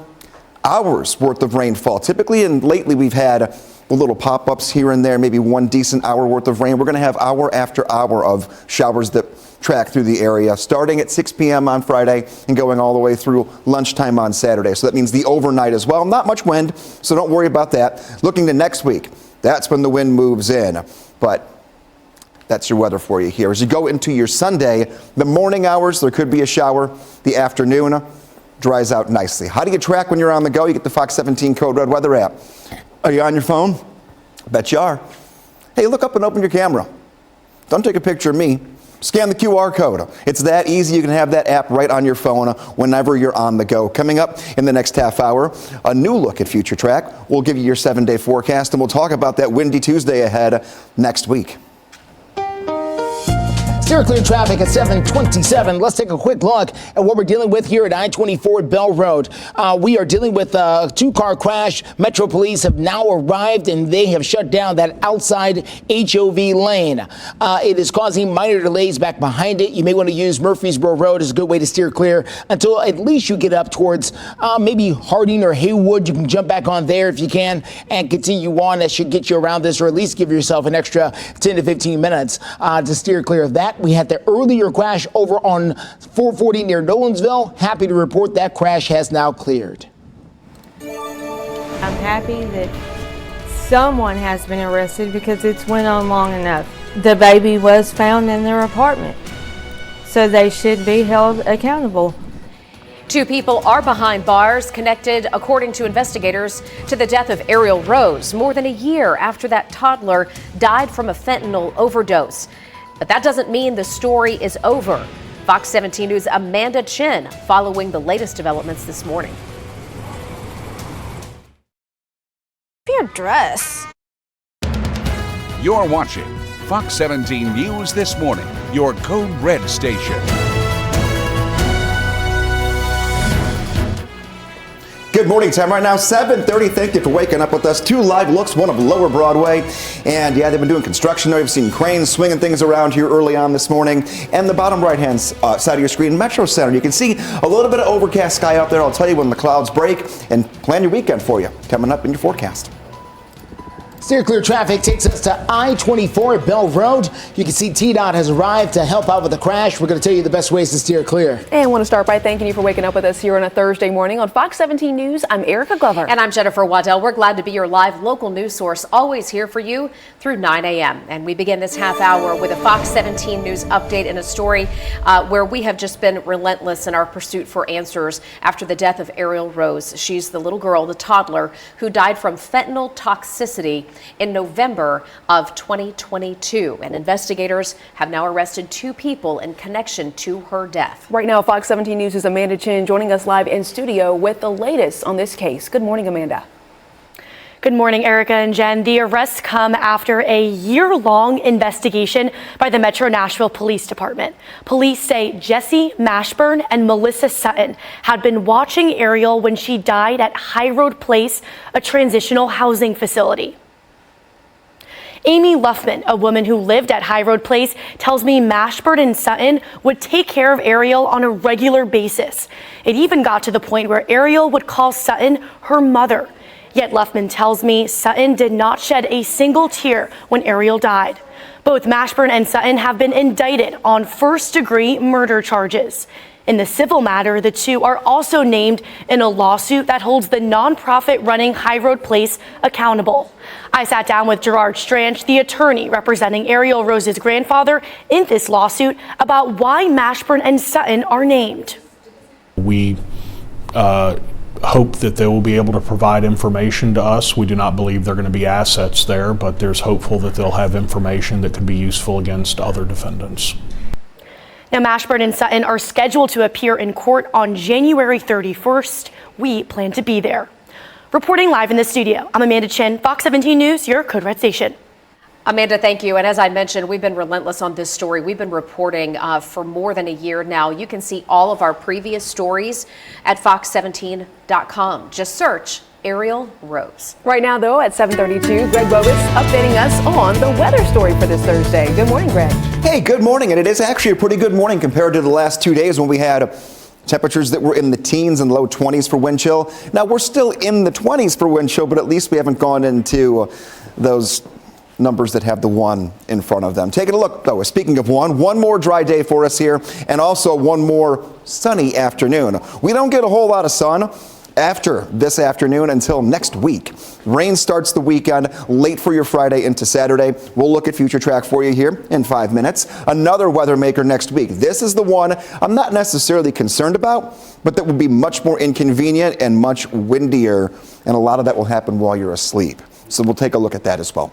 Here we are, downtown Nashville. Every time, I feel like every week we look at this skyline and everything looks different. So if you're new to town, that is not how it looked even just a year ago. What we're watching going forward, though, is that weekend rain that we'll track for you. How much could we get? The sneak peek is 1/2 inch to 1 inch of rainfall. Maybe even a snowflake or two in the plateau. We'll look at that. 46 degrees. Your afternoon high today, 49 tomorrow. And then we get back to the 30s for nighttime temps after one more cold night overnight tonight in the 20s. Steer clear traffic out there for you this morning. Well, we just had an improving situation on I-24 near Bell Road. We were just dealing with a crash on the shoulder of that road, and TDOT cameras started to move because that crash has just cleared a few seconds ago. So good news as you make your way in from Antioch, not just here, but also at Hickory Hollow Parkway just behind it. All of this traffic here was really almost at a standstill a few seconds ago, but you moved that one accident there and it freed things up quite a bit. We're going to check out some other areas of town coming up in a few minutes, but the drive coming in from Antioch is going to start looking a lot better very quickly. Justin, thank you. Updating you on a story new this morning that we first posted yesterday over at fox17.com. You can find it right now on the website and also on our Facebook page. The update here is to the gas leak, right, that we had in Spring Hill, where police first told us yesterday. You can see this car right here. It's not supposed to be in the flower bed by that house, but a car did crash here near Lexington Farms Drive and Dewey Drive. They've inspected it because of a gas leak, but the good news here this morning, no injuries reported at this time. Spring Hill Police Department still working to kind of piece all this together, but all in all, this could have been a much bigger, much worse story, so we're thankful that we're able to give you that update here over on our Facebook page right now. Jen, thank you. We're also looking ahead to sports. Sunday, we're wrapping up the regular season with an NFL doubleheader. Minnesota taking on Detroit. That's going to be a noon game. That is then followed by Dallas taking on Washington at 3 o'clock. Coming up on Fox 17 News, could they be coming to a street near you? License plate readers remaining a hot topic of discussion really across the city. So we have new information here on Fox 17 News on Metro Nashville's big proposal. Stay with us.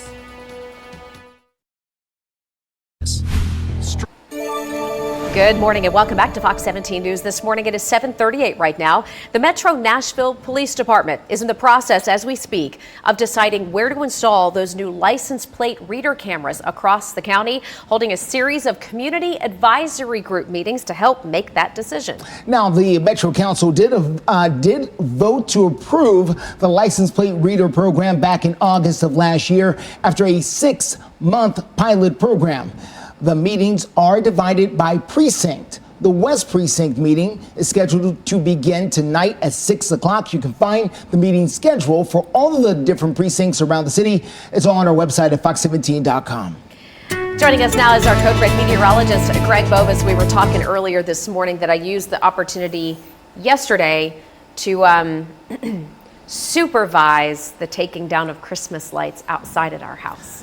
And Did you use a little code there that someone else may have done it? And somebody else might have done it, and I just supervised. Well, at least you admit that you supervised. Yeah. You could have said that you helped. I didn't actually do the work. You supervised. Some people would say they helped. I didn't help. That's better. But it got done. I provided snacks. Okay, well, that is helping in a way. Have you figured out lunch yet for today? Not for today. Okay, well, I'm gonna give you a clue here. Today's forecast through lunchtime is cloudy with the chance of meatballs. Oh. National Spaghetti Day. Good job. Justin, sir. Right there. You nailed it. So maybe you don't have your lunch plans yet. It's a square. There It's you a go. great game show, by the way. 37 degrees at 11 o'clock, 40 at noon, 41 at 1 p.m. If you're not maybe taking the decorations off, but you get a chance to sneak out of the office and get yourself some lunch, it really will be a good afternoon. But after 11 o'clock, the clouds begin to really break for us here, back to a mainly sunny sky by the end of the day. But now the big three things for the upcoming weekend. Clock is ticking for the dry hours that we have left until we work into late Friday and Saturday, and that 1 inch of rain that I've been talking about all morning that's possible. There could be a few snow showers in the Cumberland Plateau. but that chance is pretty much dwindled because we moved the timing up, like it says right here. So when you move the timing up and you don't get the coldest air when the system is still firing, you don't get that chance for snow. But we're not done yet. After that, we have Tuesday that we have to talk about in the forecast, and that's going to be an even bigger rain event and an even windier event as well. So here's what we're working with. Rain for Friday and Saturday, rain and wind. A more moderate impact to your day and your overnight just trying to sleep. We'll look at how windy we're going to be coming up in the next look at your forecast. I-65 at Trinity Lane on the north side. As you take a look at your steer clear traffic here, we're starting to see some things that look more like, shall we call it, normal for this time of the day, which this shot would be one of them. 65 at Trinity Lane on the north side. Typically, things are very congested as you make that drive in, and we're starting to see that yet again. But school is still not in session. The colleges and universities also are not back yet. So this will only increase as we get into next week and time goes on a little bit. We are dealing with the crash down to the south of town. This is going to be along the Williamson County, Rutherford County line, along I-840, very close to Highway 31, Arno Road out there in that area. Murfreesboro Road also there. That's Highway 96, as you can see there just to the north of it. Not sure exactly how bad the crash is or if there's any injuries involved, but clearly it's causing all kinds of problems. My suggestion is using Highway 96. That's going to be your best bet to take you a lot of the places 840 would take you along that route. We'll continue to watch things for you as the morning goes on. Right now, Fox 17 News is following breaking news of a house fire over in Mount Juliet. All of this happening over on Stonehill Lane. Our Fox 17 News reporter Karen Aguilar is joining us out there live. Now, Karen, I know you just arrived to the scene, a lot going on behind you. Do you have any kind of update when it comes to the extent of injuries, if any?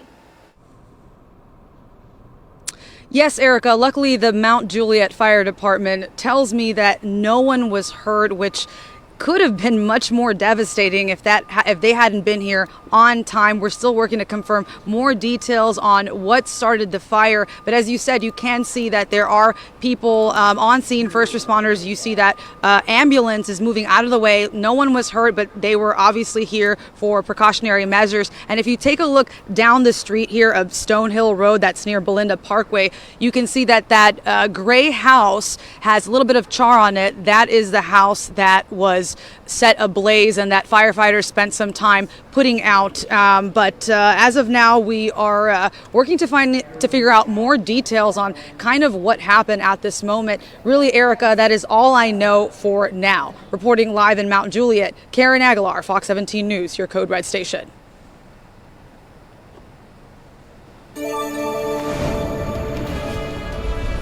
Animal abuse and issues city leaders are taking to the next level. What changes they say need to happen. Season finale. Welcome back. 7:46 is the time here on Fox 17 News this Thursday morning. We're showing you a live look over at Bridgestone Arena. Okay, this is where the Preds are taking on the Calgary Flames. That game is happening tonight. The puck drops at 7 o'clock. Fingers crossed.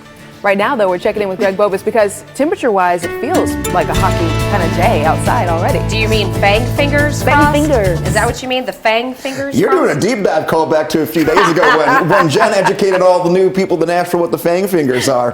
Yeah, I mean, it's going to be a great night for some hockey. I know it is indoors, but just getting down to Bridgestone if you want to grab some dinner first or walk around town afterwards. No rain, nothing to worry about. This morning, though, you're going to want that cup of coffee because we are cold again. The entire week has been cold every morning. It's not going to catch you off guard by any means, but still, all cause to bundle up. We're about an hour removed from sunrise, and we don't have a ton of it out there, but there have been some peaks. Sunset, 4:45 later on today, and the right side of your screen, your current temperatures will be there all the way through 9. Let's go back to where we started a few minutes ago. Weekend, low impact rain. Tuesday, moderate impact rain. What do I mean by impact? Not dangerous by any means, but maybe it's garbage day for you Wednesday or Tuesday morning or Wednesday morning. Look at how windy we get. Now, this is the weekend.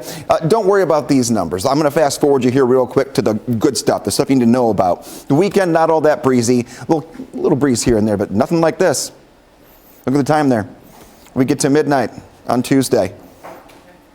47 mile per hour wind gusts are possible in the Nashville area. Look up. I mean, this is worth looking at. This is while you're asleep. You're going to be hearing the windows rattle. Maybe your garbage can is outside. I would wait to put it out until the morning if you can, because it gets a little bit better morning into the afternoon of Tuesday. But overnight, the wind's going to be rumbling big time. And if you're an outdoor runner, you're going to be getting rained on. So make sure you run today or Monday. Every other morning comes with a little bit of rain in the forecast. Taking a look. 33 degrees at 10 o'clock, 37 at 11. What does this tell us? It tells us that we're stuck. We're stuck in the 30s until lunchtime, and then we'll go back to the 40s later on this afternoon. We stay in the 40s Saturday into Sunday, the best day in the forecast. Always try to find the one outlier that you can just really get excited for. That is going to be on Monday at 55 degrees. Steer clear traffic at 7:48. Quick look outside. We are dealing with a brand new crash we just picked up. This one's going to be on I-24, very close to Briley Parkway. This is going outbound, okay? So this is leaving Nashville, going towards Antioch, towards Smyrna, towards Laverne. Just as you merge on from Briley Parkway, they're squeezing everybody over to 2 lanes right now, where they're dealing with the multi-vehicle crash involving, looks like an 18-wheeler. You got two members of the fire department vehicle fleet there on the scene dealing with that. TDOT is there as well. The backup back behind it is going to run for several miles. Let's give you the overall drive times right now. Franklin to downtown at 30 minutes. Murfreesboro to downtown at 55 minutes. Hendersonville to downtown at 32 minutes. Keep in mind this crash here, you may want to try to take, well, let's see, Murfreesboro Road to get out of the town and that particular area. Again, this is going outbound. Nolensville Pike will also help you getting out of Nashville if 24 gets backed up the way it is. Justin, thank you very much. At 7:49, one of the big stories we'll be following here in 2024 is former President Trump and his mission to get the U.S. Supreme Court to overturn a Colorado ruling that disqualified him from that state's 2024 ballot. Well, Wednesday's filing to the U.S. Supreme Court does come as courts in other states are also reviewing challenges to Trump's eligibility. Joining us this morning to discuss is attorney David Rabin. And Rabin, my first question is, in your opinion, what is the former president's biggest hurdle when it comes to getting the U.S. Supreme Court to overturn the Colorado ruling? The Supreme Court takes very, very few cases. He's fighting a numbers game. They take less than 1% of the cases. But this is a constitutional issue, and I suggest that the Supreme Court probably will take this case. Mr. Rabin, one of my questions is with regards to this word insurrectionist and the definition of that word and how someone would go about proving that former President Trump would fall into that category. What is that going to look like? That particular provision is in the United States Constitution as part of the 14th Amendment. It was enacted after the United States and the Confederacy had the Civil War. They wanted to disqualify people who were holding office under the Confederacy or under the United States Constitution and keep those people. So it's designed to deal with people where there's treasonous activity. It's a civil war. Trump is not Robert E. Lee. He's not Stonewall Jackson. He did not have that sort of insurrection against the United States. The bottom line is there's been no adjudication that he engaged in any kind of insurrection. There's been no conviction. There's been no court case, nothing. And so I suggest that this is an unprecedented action by the Colorado Supreme Court. The U.S. Supreme Court will probably take it.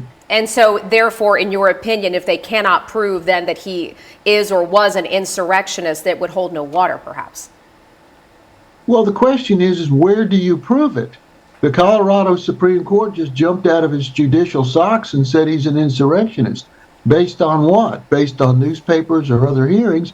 He never had an opportunity to have a hearing or fight in a war, that kind of thing. Look at the language of the Constitution. It's pretty strict, and it's designed for a specific purpose. If there was an adjudication that he was involved in this January 6th thing, sure, perhaps so. But I haven't seen it. I think the Supreme Court of the United States will take it, and they'll probably reverse that decision. All right, answering all of our questions. Thank you so much, David Rabin, for your time. If you want to read much more about this story, go to fox17.com.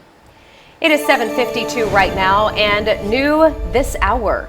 The Beacon Center of Tennessee has just released a poll this morning trying to figure out where Tennessee voters stand on some big topics in this upcoming election cycle. So again, this has just been released. Let's take a look at the results that we've been able to pull up through the Beacon poll right now. Here's the first one. When asked, what if the candidates were Joe Biden, Donald Trump, or Robert F. Kennedy Jr. as an independent candidate, what would you think about that? Who would you vote for in that scenario?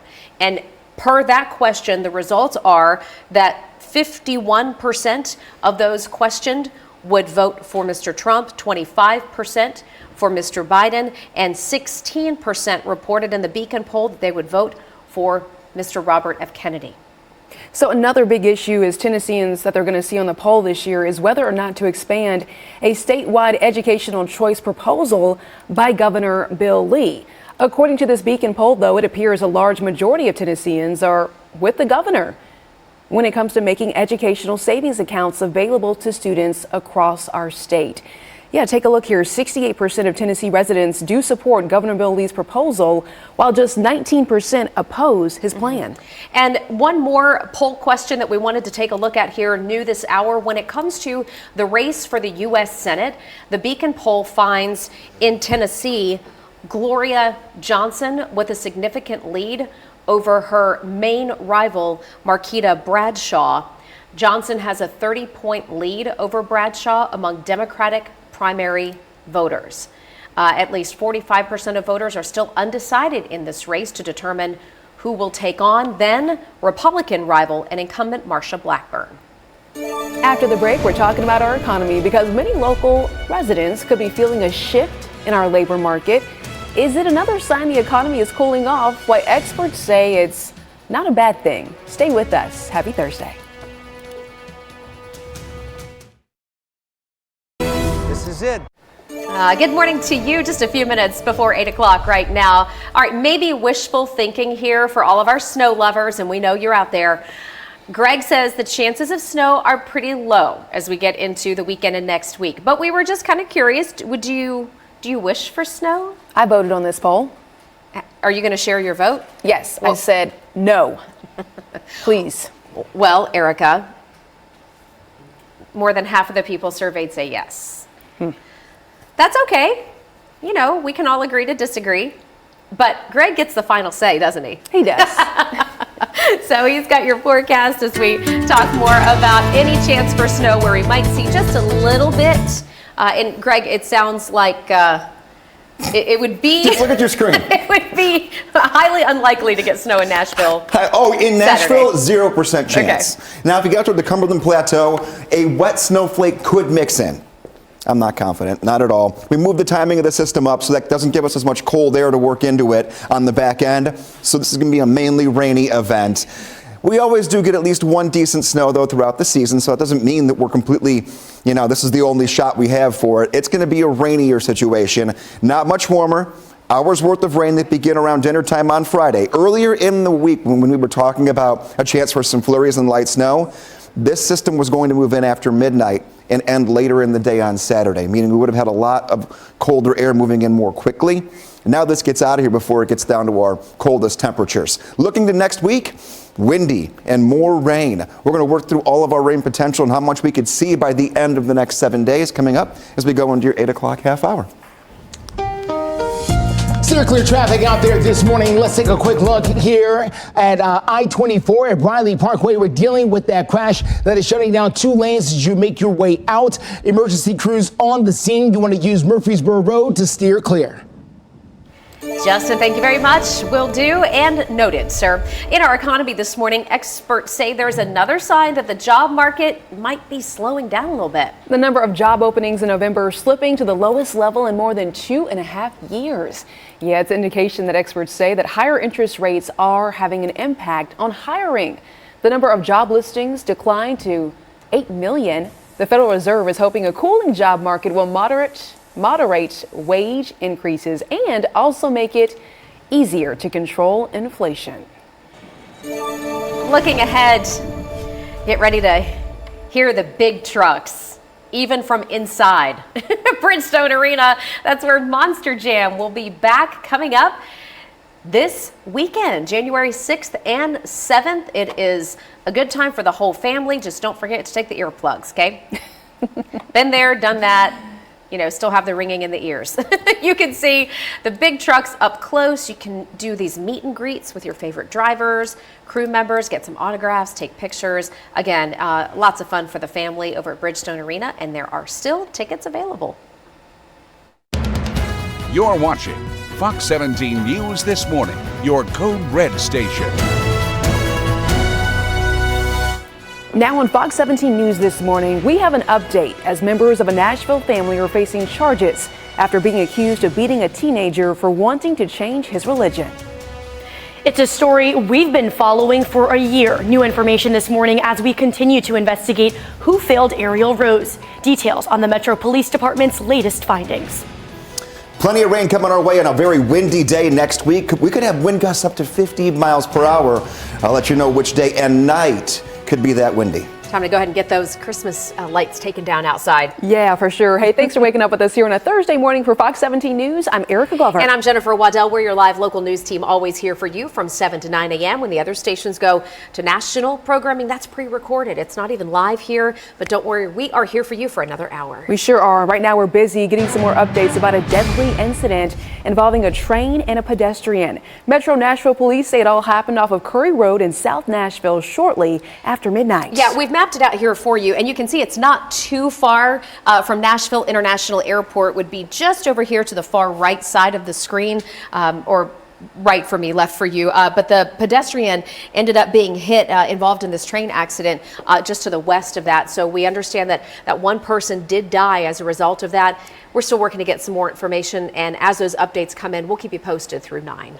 We're also getting some more updates this morning as another family, we understand, is getting ready for court after they were accused of attacking a member of their own family, a teenager, for converting to a different faith. Yeah, complicated story. It is, and that's according to people who live near this family and had witnessed things in the past. Metro Police also confirmed that on December 11th, they found that teenage boy with injuries, bruises and cuts to his body. Well, now we have 2 men, John and Nick Kadam, who are out on bond. They are facing charges of domestic assault and bodily injury. The mom, Rawa Kawaji, is facing charges of aggravated assault with a deadly weapon. All 3 of those family members are now set to show up in court at 8:30 Monday morning. By the way, that teenage boy is currently living with a foster family. We also have an update right now to a breaking news situation. This one out of Mount Juliet. That's where firefighters say thankfully no one was hurt after a very scary house fire there. We have Fox 17 News reporter Karen Aguilar, who just got to the scene a little while ago. She's joining us live now with another update. Good morning. Hi, good morning, Erica and Jen. We are here on Stonehill Road and Belinda Parkway. We don't know what time the call came in, but what we do know is that the fire started in that house behind me. It's kind of covered up by a truck now, so we're just going to wait till it moves out. But it's actually the light gray house that has the maroon shutters, and you can see char is straight down the middle of it. And you can also see that there are some firefighters still on scene, just trying to finalize details. And to the left of that fire truck, you can see that there is an ambulance. Paramedics probably checking out to see if the person or people that were inside the house were okay. But as you mentioned, luckily no one was hurt. We are working to figure out how the fire started and where it started in the house. We'll have more details for you coming up in the next half hour. Reporting live in Mount Juliet, Karen Aguilar, Fox 17 News, your Code Red station. Yeah, noticing too those gas company workers who are out there making sure that everything's safe with regard to those gas lines. So we'll get you updated on that story as we go through the next hour. Well, this morning we are continuing to follow the death of Ariel Rose, the little girl right behind us here, this photo, who died from fentanyl toxicity back in November of 2022. Right, and investigators have now arrested 2 people in connection to her death. Fox 17 News reporter Amanda Chin has been on this story for a year now. She joins us live in studio with the latest updates. Good morning, Jen and Erica. The arrests come after a year-long investigation by the Metro Nashville Police Department. Police say Jesse Mashburn and Melissa Sutton had been taking care of Ariel when she died at High Road Place, a transitional housing facility. Now, Amy Luffman, a woman who lived at High Road Place, tells me Mashburn and Sutton took care of Ariel quite often. It even got to the point where Ariel would call Sutton her mother. Yet Luffman tells me Sutton did not shed a single tear when Ariel died. While both Mashburn and Sutton have been indicted on first-degree murder charges, some feel Ariel's aunt should also be held accountable since she had custody of the 23-month-old. Now, I had the chance to sit down with Gerard Stranch, the attorney representing Ariel Rose's grandfather in a civil lawsuit. You know, I have not looked into the criminal side of that, and I leave that up to our district attorney, who I think is a good man and will do his best on this. The beauty of the litigation that we've brought is it will hold people accountable, because the legislature recognized that with an illegal drug market, you know, the criminal system isn't enough to be able to handle everything. Now, the attorney tells me he intends to be ready for trial by the end of 2024 and is in the next phase of the case, gathering evidence right now. Reporting live in the studio, I'm Amanda Chin, Fox 17 News, your Code Red station. 8:06, a quick little look at your forecast here this morning. Downtown looking good. A little cloud cover that'll lift by the end of today. We feel like we are in the 20s to right near 30, so the wind chill has not budged at all since about 4 o'clock this morning. We are steadily going to get a little bit better throughout the day. So what's your Thursday? 33 degrees at 10 o'clock, 42 by 2 p.m. Highs will be in the low to mid 40s this afternoon, but you see right in the middle of your screen the sunshine icon. So we will work into that and have a clear night overnight, but that clear night overnight is not going to help us. We're going to have a very cold one ahead. We'll see how cold we go and plan your weekend coming up in a few minutes. Right now, we're getting you out on the road. Justin. Still clear traffic out there for you this morning at 8:07. This is a look at I-24 at Bradley Parkway, dealing with the injury crash out there. And this is going out of town, leaving Nashville, going towards Antioch, towards Smyrna, towards Laverne. 2 lanes shut down right now because of this. You can see Metro Police on the scene with that, and TDOT laying out cones, which means they could be here for a little while here. I'm going to take a full step out of the way so maybe you can see a little bit more of the details of this crash. Let's switch angles for you. It's a lengthy one, but once you get past it, things are a lot better. You can try to take Murfreesboro Road or perhaps Antioch Pike are good ways to steer clear as you make your way out of Nashville. Again, this is the biggest tie-up we've got going on. Justin, thank you. Still to come here on Fox 17 News this morning, WeGo might be a no-go for you in the future if you're trying to use cash. We'll tell you why WeGo is trying to go cashless moving forward. Want to be in the top 5. 8:10 is the time. WeGo Public Transportation, they want you to ride the bus. They really do. They just don't want you to bring cash with you when you do. WeGo has come up with all kinds of products and programs to make sure that you don't have to use cash in order to get on the bus. Now, I'm going to explain why they don't want you to use cash in just a moment. Just know that the WeGo CEO says they've made major progress in knocking down the amount of cash used on the bus so far. Just to give you a little bit of a snippet, in November of 2022, cash transactions made up 44% of all of our fare transactions. In November 2023, cash transactions made up 14% of all of our transactions. So I want to give credit to Dan Freudberg, Brian Williams, folks in operations, marketing, communications. Carolyn, I think I speak for the operators. We just need to get it down to 0% cash transactions, and that would be awesome. Now, WeGo says going cashless helps them in at least 2 different ways. Number one, it helps them get people on and off the bus much faster. Also, it makes their drivers less of a target for crime because they are not carrying around all of that cash on them. Good morning. Let's look at your forecast. I've been promising you throughout the entire morning that if you stuck with us until 8 o'clock, I'd show you the newest drought monitor, which shows us just how much more rain we need to catch up. Now, this was a week ago. It comes out every Thursday, December 28th. I want you to look at the screen very closely. I'm going to click the button. Look up. Take a look right now. This is last week. And this is this week. No change. for the first time in a long time, we don't have any extra areas added into our drought situation, and we're in a good place because this is going to move in here for us to give us a little dent in it. Cloud cover decreases throughout this afternoon, and then here we go. We go into tomorrow, and that's when our rain begins to come in after 6 p.m. We're going to work into some. Watch the clock here. I'm going to stop you right around 4 o'clock. Rain begins to get closer to us, 6 p.m. Moving in, and then overnight pockets of on and off scattered rain showers. Sometimes they'll be heavy. Most of the time they won't. They're out of here relatively early on Saturday, and that chance for snow we're talking about, no, that's not going to be there this time around. Taking a look, about a half of an inch to an inch of rainfall. Steer clear traffic at 812. Let's take a quick look at what we're dealing with out there. And that starts at I-24 at Briley Parkway. On that drive into town this morning, you can see we are dealing with the crash that has shut down the outside lane here as you make your way from Nashville going towards Antioch, towards Smyrna, towards Laverne. That is where the slowdown is in this particular case. And the accident scene is rather large. This is one side of it. Here's the other side of it there at 24 near Briley. Again, authorities on the scene dealing with an 18-wheeler that's part of the crash. You want to use Murfreesboro Pike as a good way to try and steer clear. Again, making your way out of town. We'll let you know when it fully clears up. City leaders pushing for change on animal abuse. We'll tell you what's being done.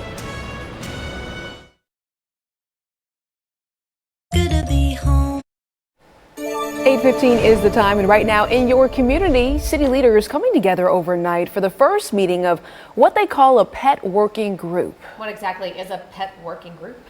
Yeah, it's a good question. So the group is focused on animal cruelty. Our Fox 17 News reporter Peyton Muse joining us live right outside of the Metro Courthouse to explain what the mission is behind this group. Good morning, Peyton.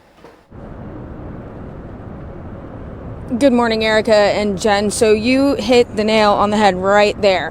When it comes to this pet working group, they're working to really tackle and hone in on animal cruelty cases across Davidson County, even within here in Nashville. And we want to warn you what you're about to hear from one of the rescue groups. You may find it disturbing. There's also pictures as well, so we just want to keep that in mind and give you a heads up here. Now, Metro Animal Care and Control turned over a case of 2 dogs, Bennett and Barrett, to Proverbs 12:10 Animal Rescue after these pups were removed from a home.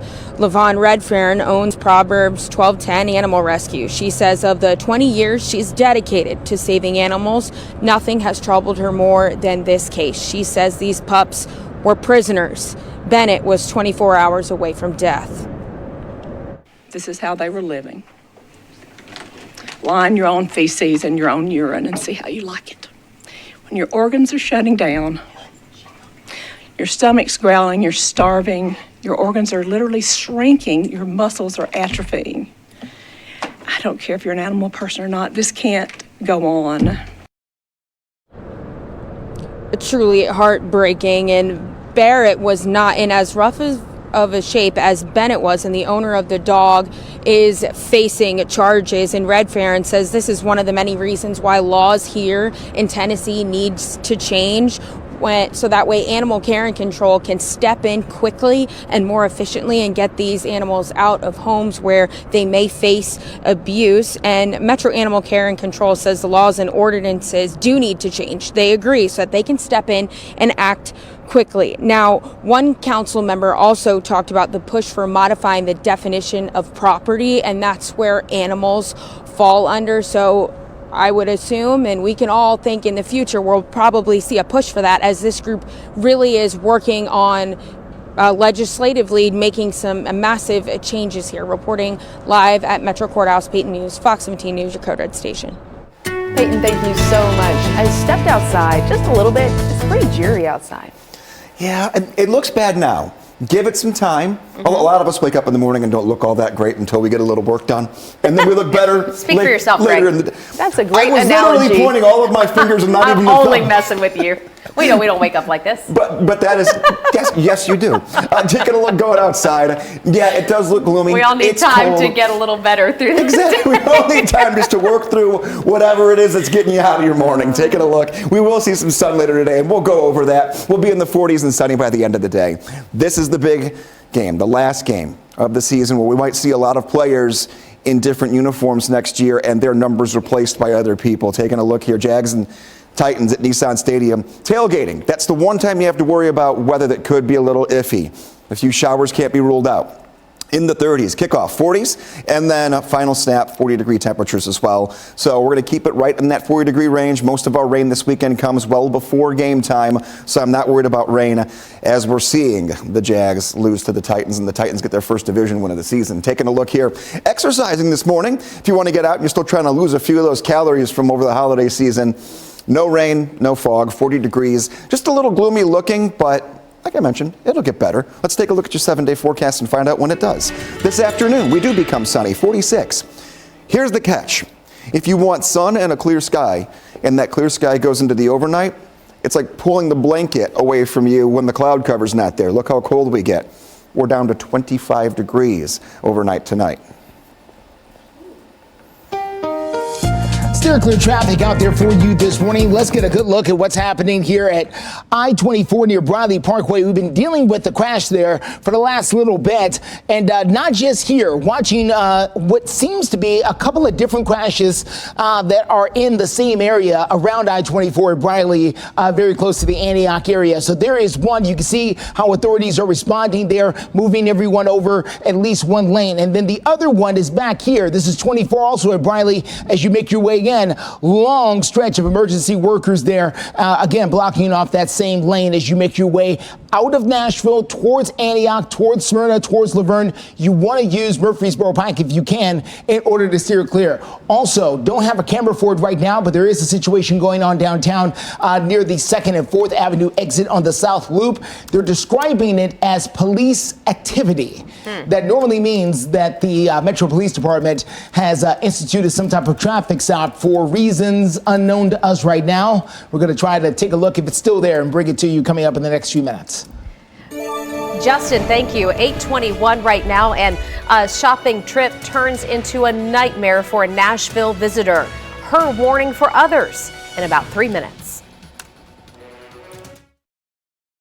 I knew. Would have never, ever thought it would happen at Nashville.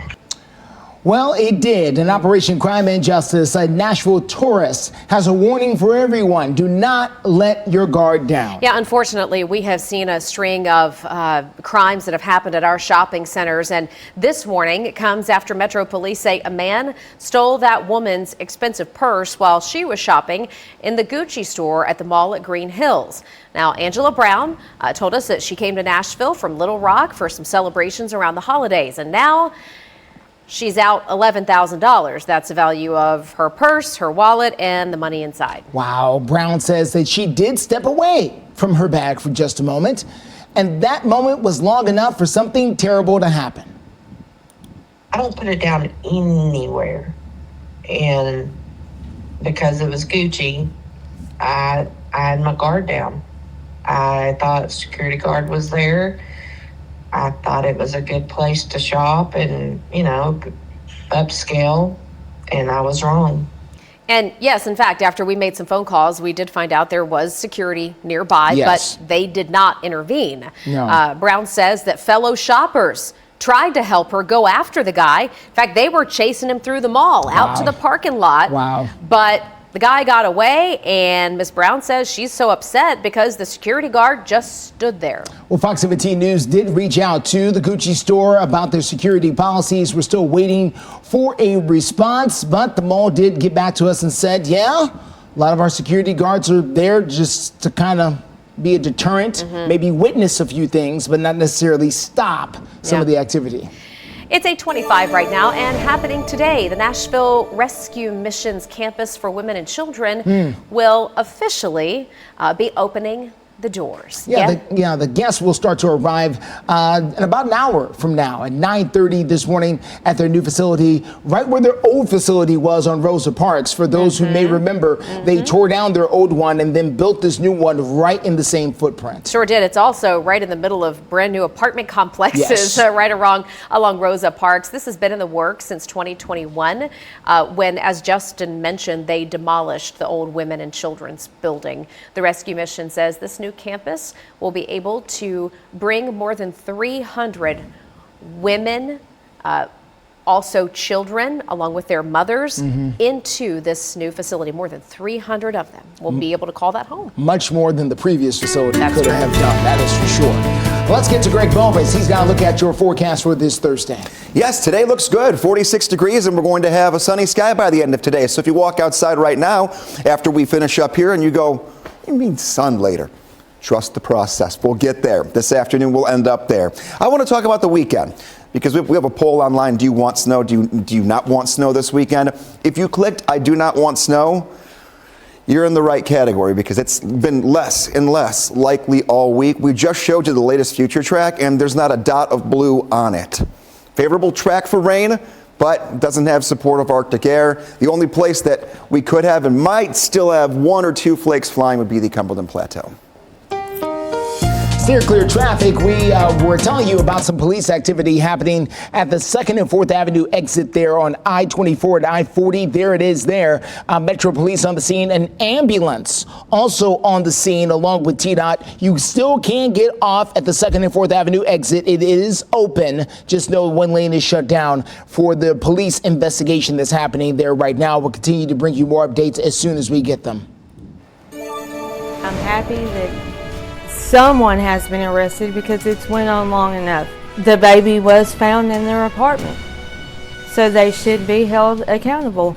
And yes, this morning, 2 people are behind bars connected to the death of Ariel Rose, according to investigators. Fox 17 News' Amanda Chin joins us in 5 minutes with new information. Nashville, we boldly. You're watching Fox 17 News This Morning, your Code Red station. Good morning. 2 live looks over downtown Nashville. Gloomy start to the day. We'll let you know when we can expect the sun to start creeping back out and when our next 2, not 1, but 2 good chances for rain, we haven't said that in a long time, are in your forecast. Steer clear traffic out there this morning dealing with the situation at the 2nd and 4th Avenue exit on the South Loop. We'll tell you more about it in just a few. And want to start by saying thank you for waking up with us here on Fox 17 News this Thursday morning. I'm Erica Glover. And I'm Jennifer Waddell. Glad to be a part of your live local news team through 9 a.m. 30 minutes to go, and we want to make sure you're updated before you head out the door. So let's start with a story we're following new in our 7 and 8 o'clock hours this morning. The Beacon Center of Tennessee has just released a new poll trying to indicate where Tennessee voters stand on big topics in this upcoming election cycle. Yes, 2024 is an election year.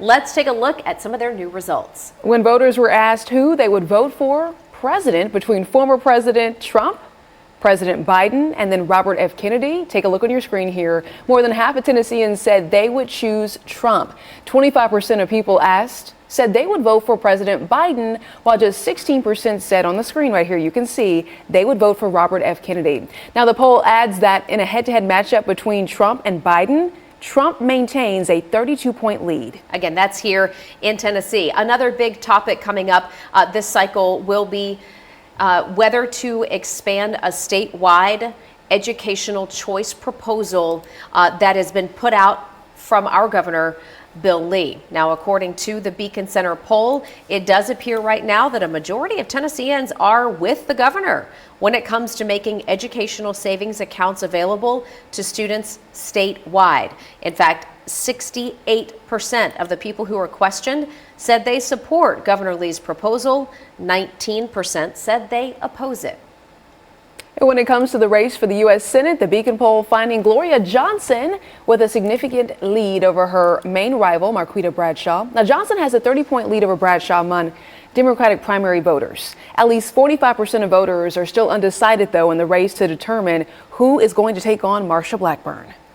At 8:33 right now, Fox 17 News continuing to follow breaking news updates from Mount Juliet in Wilson County this morning, where firefighters say thankfully everybody made it out safely in a house fire. Some good news, but right now our Fox 17 News reporter Karen Aguilar is joining us with some more updates. Karen, what can you share with us now?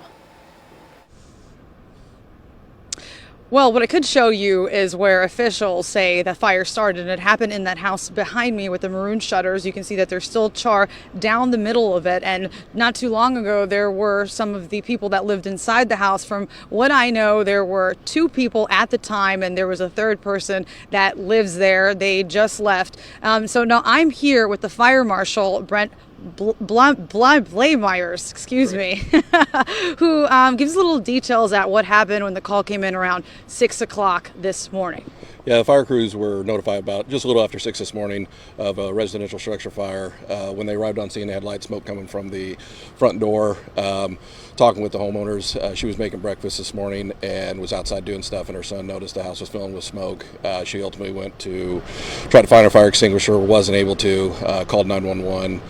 Fire crews arrived on scene about 5 minutes after and put the fire out within 3 minutes. It was confined to the kitchen itself alone. All right, thank you very much. And it started in the kitchen. She was cooking. What can you tell folks at home about precautionary measures? Just if you're cooking with home, with anything, but especially with grease, if you have to walk away from the stove for a short amount of time, put a timer on your phone to remind you to come back within like a minute or two. Keep handles away from being tipped over onto the ground, especially if you got little kids running around and everything like that. Thank you very much. We really appreciate you taking the time to talk to us and all the work that the Mount Juliet Fire Department does along with other first responders. Well, anyway, as you mentioned, Erica and Jen, no one was hurt, and I think that is the positive thing of the day. Reporting live in Mount Juliet, Karen Aguilar, Fox 17 News, your Code Red station. Yeah, Karen, thank you so much. This morning, we are continuing to follow the death, though, of Ariel Rose, the little girl right behind us on the screen. She died from fentanyl toxicity back in November of 2022. And we've been on the case along with investigators ever since. We've learned that 2 people are now arrested in connection to her death. Fox 17 News reporter Amanda Chin has been on this from the very beginning, and she joins us live here in studio now with the latest. Well, the arrests come after a year-long investigation by the Metro Nashville Police Department. Police say Jesse Mashburn and Melissa Sutton had been taking care of her when she died at High Road Place, a transitional housing facility. A woman who lived at High Road Place, Amy Luffman, tells me Mashburn and Sutton took care of Ariel regularly. It got to the point where Ariel would even call Sutton her mother. Yet Luffman tells me Sutton did not shed a single tear when Ariel died. Now, both Mashburn and Sutton have been indicted on first-degree murder charges. In the civil matter, the 2 are also named in a lawsuit that holds the nonprofit running High Road Place accountable. Now, I sat down with Gerard Stranch, the attorney representing Ariel Rose's grandfather, in this lawsuit about why Mashburn and Sutton are named. We hope that they will be able to provide information to us. We do not believe they're going to be assets there, but there's hopeful that they'll have information that could be useful against other defendants. Now, Mashburn and Sutton are scheduled to appear in court on January 31st, and we plan to be there. Reporting live in the studio, I'm Amanda Chin, Fox 17 News, your Code Red station. Coming up, I have my eyes to the sky, and Justin has his eyes down on the roadways. The latest in your Code Red forecast and steer clear traffic. Trailer. 8:40 is the time. Happening now, the Metro Nashville Police Department is deciding whether or not they're going to be installing brand new license plate reader technology, and better yet, where. Yeah. It's approved. They're doing this after the pilot program they said was a big success. So now it's not a matter of if, but where they're going to go. So they're having all these community advisory group meetings to try to help make that decision, and they're looking for some community input. So the Metro Council did vote to approve the license plate reader program back in August of last year. This is after a 6-month pilot program. The meetings are divided up by precinct. So the West Precinct is the first to have their meeting. It's scheduled for later today. 6 p.m. is the exact time. What about the meeting near you? You can find a full schedule on our website at fox17.com. Well, Well, happening today, Nashville Rescue Mission's Campus for Women and Children is officially going to open. Yeah, guests are set to arrive today at 9:30 to the new facility. It's located over on Rosa Parks Boulevard. The new $24 million facility has been in the works since back in 2021. That's when the former Women and Children's building was demolished. The Rescue Mission says that this brand new campus is going to house more than 300 women, including mothers with children. Fox 17 News, we're going to have crews out there and, of course, share more information and updates over on fox17.com, so be on the lookout for that. All right, Erica, thank you. 8:41 is your time right now, and our Code Red meteorologist Greg Bobus has been really zooming in on and fine-tuning what our forecast is going to look like this weekend, as we've got this major winter storm that looks like it's about to bear down on the Northeast. Northeast. Yeah. Exactly. Yeah. What we gets into colder air, and then everything that we have when it comes to rain immediately is going to be snow for them. Okay. It's going to be a big deal up there. Over here, back home, it's just going to be some rain that does move in. Let's take a look here at your forecast, future track, taking us through the rest of today. I told you the clouds are going to go away, and they're going to. You can see it right here through 3 p.m. We're back to some sunshine, but we're also crystal clear overnight. Very cold, 25 degrees overnight tonight, but we're dry the entire time. All of tomorrow morning and afternoon, dry as well. After 6 o'clock, the rain begins to move in. And then this is a brand new update.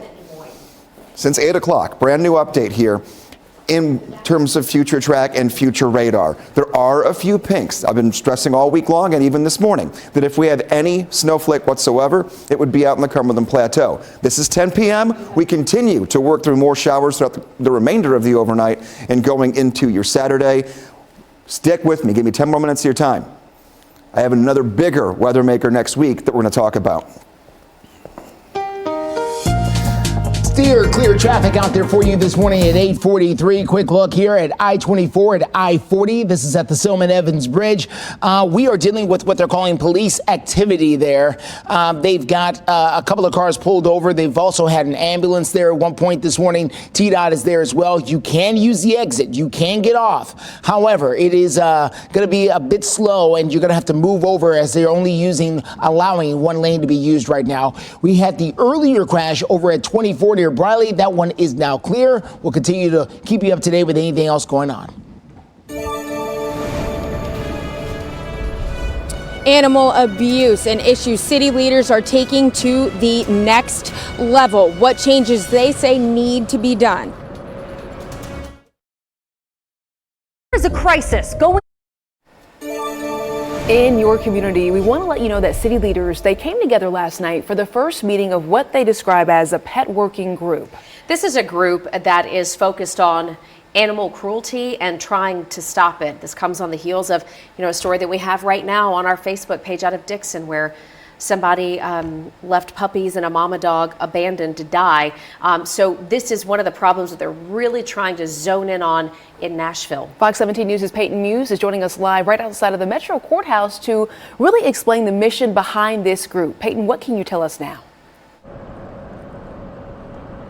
Good morning, Erica and Jen. So what they're trying to do is change things legislatively at the state level, at the local level. They want to see major laws being put into place when it comes to animal cruelty. And actually at their first meeting last night, District Attorney Glenn Funk was there, and this is very important to him. He says over the past 6 months, he's seen a plethora of these animal abuse cases. And we've covered cases where dogs were nearly starved to death, kittens thrown in dumpsters, and we've heard from people in this working group about cases where pets were shot in the face, some even burned. Rescue groups, they need help, along with Metro Animal Care and Control. A lot of work needs to be done, but city leaders say that we're headed in the right direction. We are all bursting at the seams, and as I said, in 20 years, I have never seen it like it is now. Yeah. There are limitations, and it's exactly what you said. It's people, it's resources, it's laws, it's ordinances, and they're all a hindrance to a degree. We need more staff.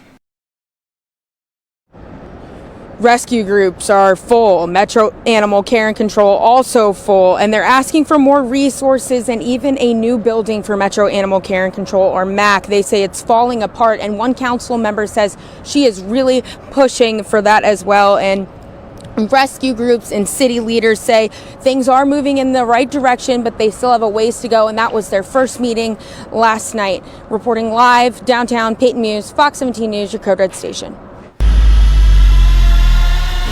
Peyton, thank you. You hear the music, we're talking sports. The Tennessee Titans are currently 0-5 in division play, and their last chance, I know, to get an AFC South win is this Sunday against the Jaguars. It's been a rough season, but maybe we can end things on a high note. Fox 17 Sports Director Jill Jelnick with the latest on the rookie quarterback, the team's motivation for the season finale. The Tennessee Titans close out the season Sunday against the Jaguars, and it's still unclear who will get the start under center. Rookie quarterback Will Levis suffered a right ankle injury in Sunday's game against the Texans, and he did not practice on Wednesday. The good news is he says it's just annoying above everything else. It's not too serious, and he's doing everything he can to prepare for Sunday's game. Head coach Mike Vrabel did say that veteran backup Ryan Tannehill will get the start on Sunday if Levis is unable to go. Talking to several of the players in the locker room ahead of practice, they all said the same thing. They're frustrated. It's upsetting that they still have not won a single game in their division. And above everything else, no matter what their motivating factors are, they all have the same goal: go out with a win on Sunday. It means a lot. We wanted to obviously get these last couple, but I mean, all we can do right now is focus on this one and play and spoil and feeling better about ourselves, gives us the motivation that we need to win this game. So that's our goal, is to go out in the season with a win. Obviously hasn't been the season that we wanted or expected, but we have a chance to go out on the right foot. We want to go out, play well, and come away with a win. We want to finish strong. We can finish this thing the right way. We can finish it with a lot of class, and we can also get a huge win. Regardless of who is in at quarterback on Sunday, the Titans will have to step up their pass protection. The team has allowed 12 sacks in the last 2 games, and the offensive line describes the Jaguars' defensive front as one of the most physical in the entire league. They're a great defensive front. They have some really good pass rushers and stuff, and great defensive line, front 7. They got backers that flow really fast, that can move really well. So main thing is just kind of being able to get past that front of the defensive line and then getting on those backers. Don't let them run free. Head coach Mike Vrabel was asked about his overall thoughts on this season, and he said he's going to save any reflection for after Sunday's game. He was also asked if he wants to continue to be the Titans head coach. He says, "Of course I want to be here." Reporting from the Titans practice facility, Jill Jelnick, Fox 17 Sports, your Code Red station. And that Titans forecast, middle 40s and mainly cloudy, will dry out before we get there. Here's a rapid-fire full forecast with all the information you need. This weekend, Friday, from dinner time until Saturday lunchtime, scattered rain showers on and off, not much wind, low impact. Tuesday of next week, a more moderate impact when it comes to what you can expect. Here is why. Future rain for the weekend, only 1/2 inch to an inch. Not that bad. A little more rain when you go into your Tuesday, and this is the bigger story. What you see right here are future wind gusts. I'm just giving you the super fast forward version to the point where you have to actually, well, not worry, but know what is coming your way. This is the second weather maker. This is midnight Tuesday. You'll have wind gusts while you're asleep that are in the upper 40 to 50 mile per hour range, and even during the daytime, you're going to have wind gusts in the 30s as well. If maybe that is your garbage day, your garbage can is going to be not even in your neighbor's yard. It's going to be down the block. So keep that in mind. A last look at your 7-day forecast coming up before we hit 9 o'clock. Steer clear traffic at 8:51. Quick look here at I-24, I-40 here. This is where we have got traffic moving along much better because we had that earlier crash that has cleared up now, where we had some police activity a little bit earlier in the morning. Glad to see everything's clear for your drive times. Everything in the green as we leave you here. Remember, traffic getting back to normal next week. All right, Justin, thank you so much. Fox 17 News is working on breaking news right now. In fact, we are getting reports of a school shooting. We are going to get the location and more updates for you just on the other side of this break. This looks to be coming to us from Perry, Iowa. Stay tuned. 17 News at 9.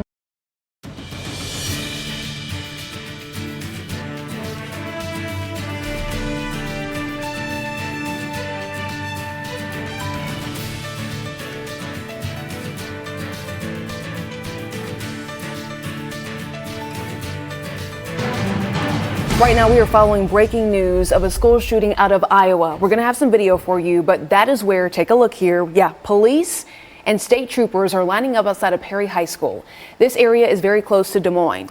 Yes, in fact, we've got a live look right now, so just hang tight with us. This is a live look of this location from KCCI. We do have a sister station not far from here. This is about 30 minutes or so from Des Moines. We are getting all kinds of reports of helicopters landing near Perry High School. As you can see in this shot, a lot of first responders on what looks to be perhaps like the back side of the school. Yeah, and of course, police confirming that there is something going on, but the extent of the injuries, they're not sharing any kind of update as to what that's going on right now. That's right. So a lot of details that will be coming out from this breaking news. Again, in case you missed it just a moment ago, reports of a school shooting at Perry High School in Iowa. A woman who answered the Perry Police Department phone when the Associated Press called confirmed the shooting, in fact, but did not provide any other information. So we will be keeping you posted on this breaking news, both at fox17.com and through our Fox Nashville Facebook page. And right now we are also getting some more information this morning regarding a deadly accident between a train and a pedestrian. We're mapping it out on the screen. We now know one woman was killed. Metro Nashville police saying it happened off of Curry Road in South Nashville shortly after midnight. Police say the woman had been sitting on the tracks and the train was unable to avoid hitting her. Her name or age or any kind of other information has not yet been released. One last check of the forecast, 46 degrees this afternoon. Again, rain starts Friday right around dinner time. It's a new year. We have new steals and deals for you right now. Have a great Thursday. Have a great Thursday. Bye-bye. Like many aging people, senior pets sometimes require special care. The first thing that comes to mind for me is assistance with stairs or jumping onto or off of furniture. Things like ramps are great and affordable ways to make beds and furniture more accessible to your pet. They may also begin to struggle in dim or poorly lit areas, and so investing in some night lights might make it easier for your pet to navigate in the evenings or early mornings. The other important part of senior pet care, just like with people, is an annual or ideally twice